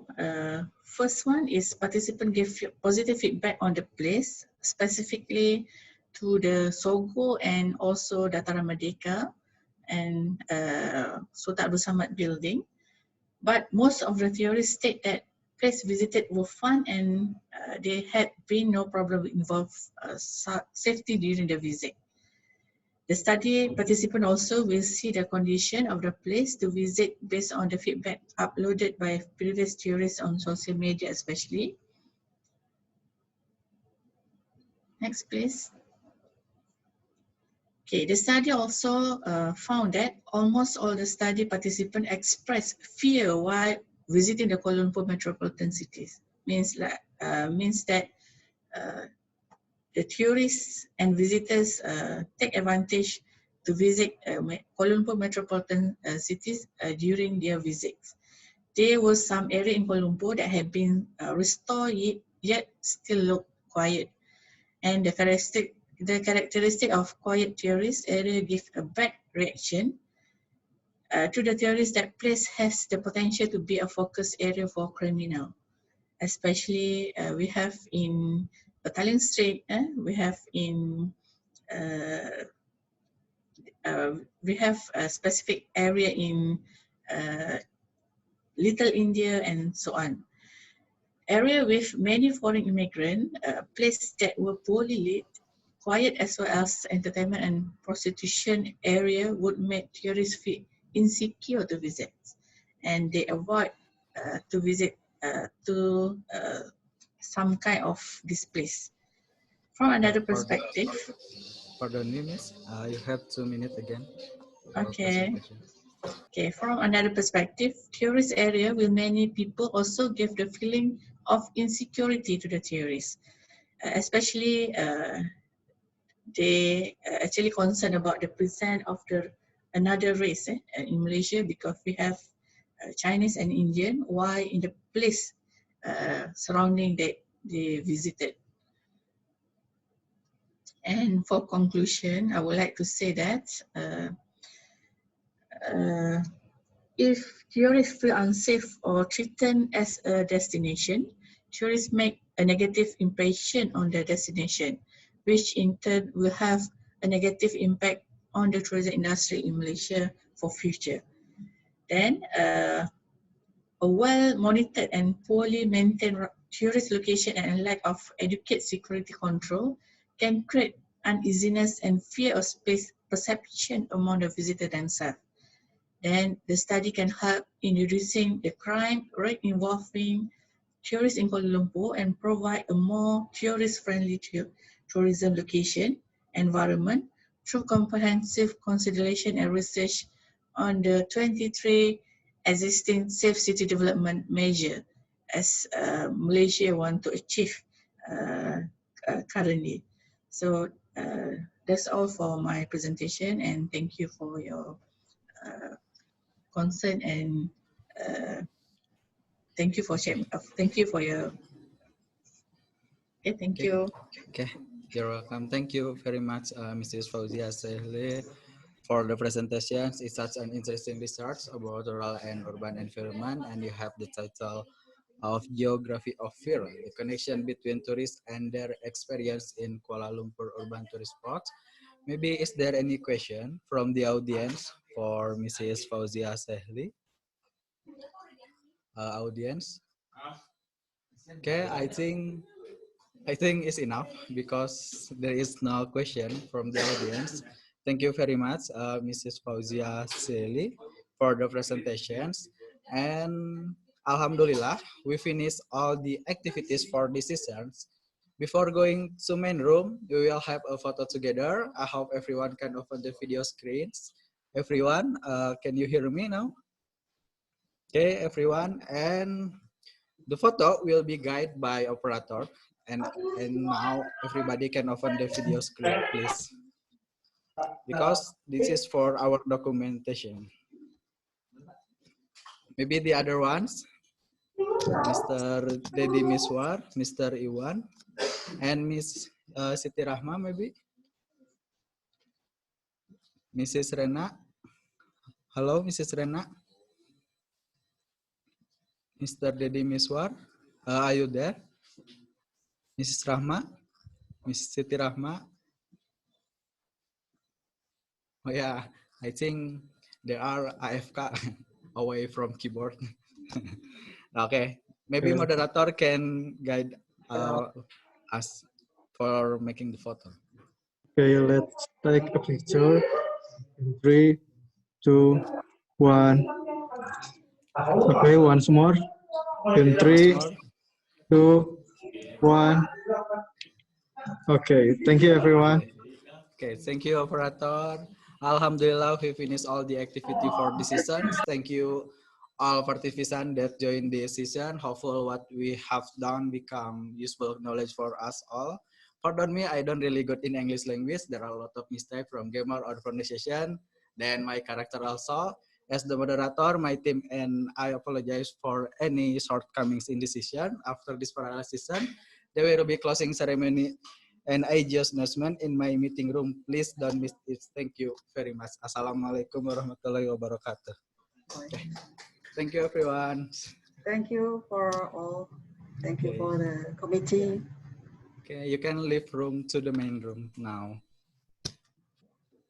You're not invited to the main room, or No, is just it click directly leave me? room, Okay. and there is the option leave meeting or leave break room, and you can choose Okay, the leave then. break room, breakout Thank room. you. Yeah. Okay, thank you. You're welcome. Breakout room. Leave breakout room.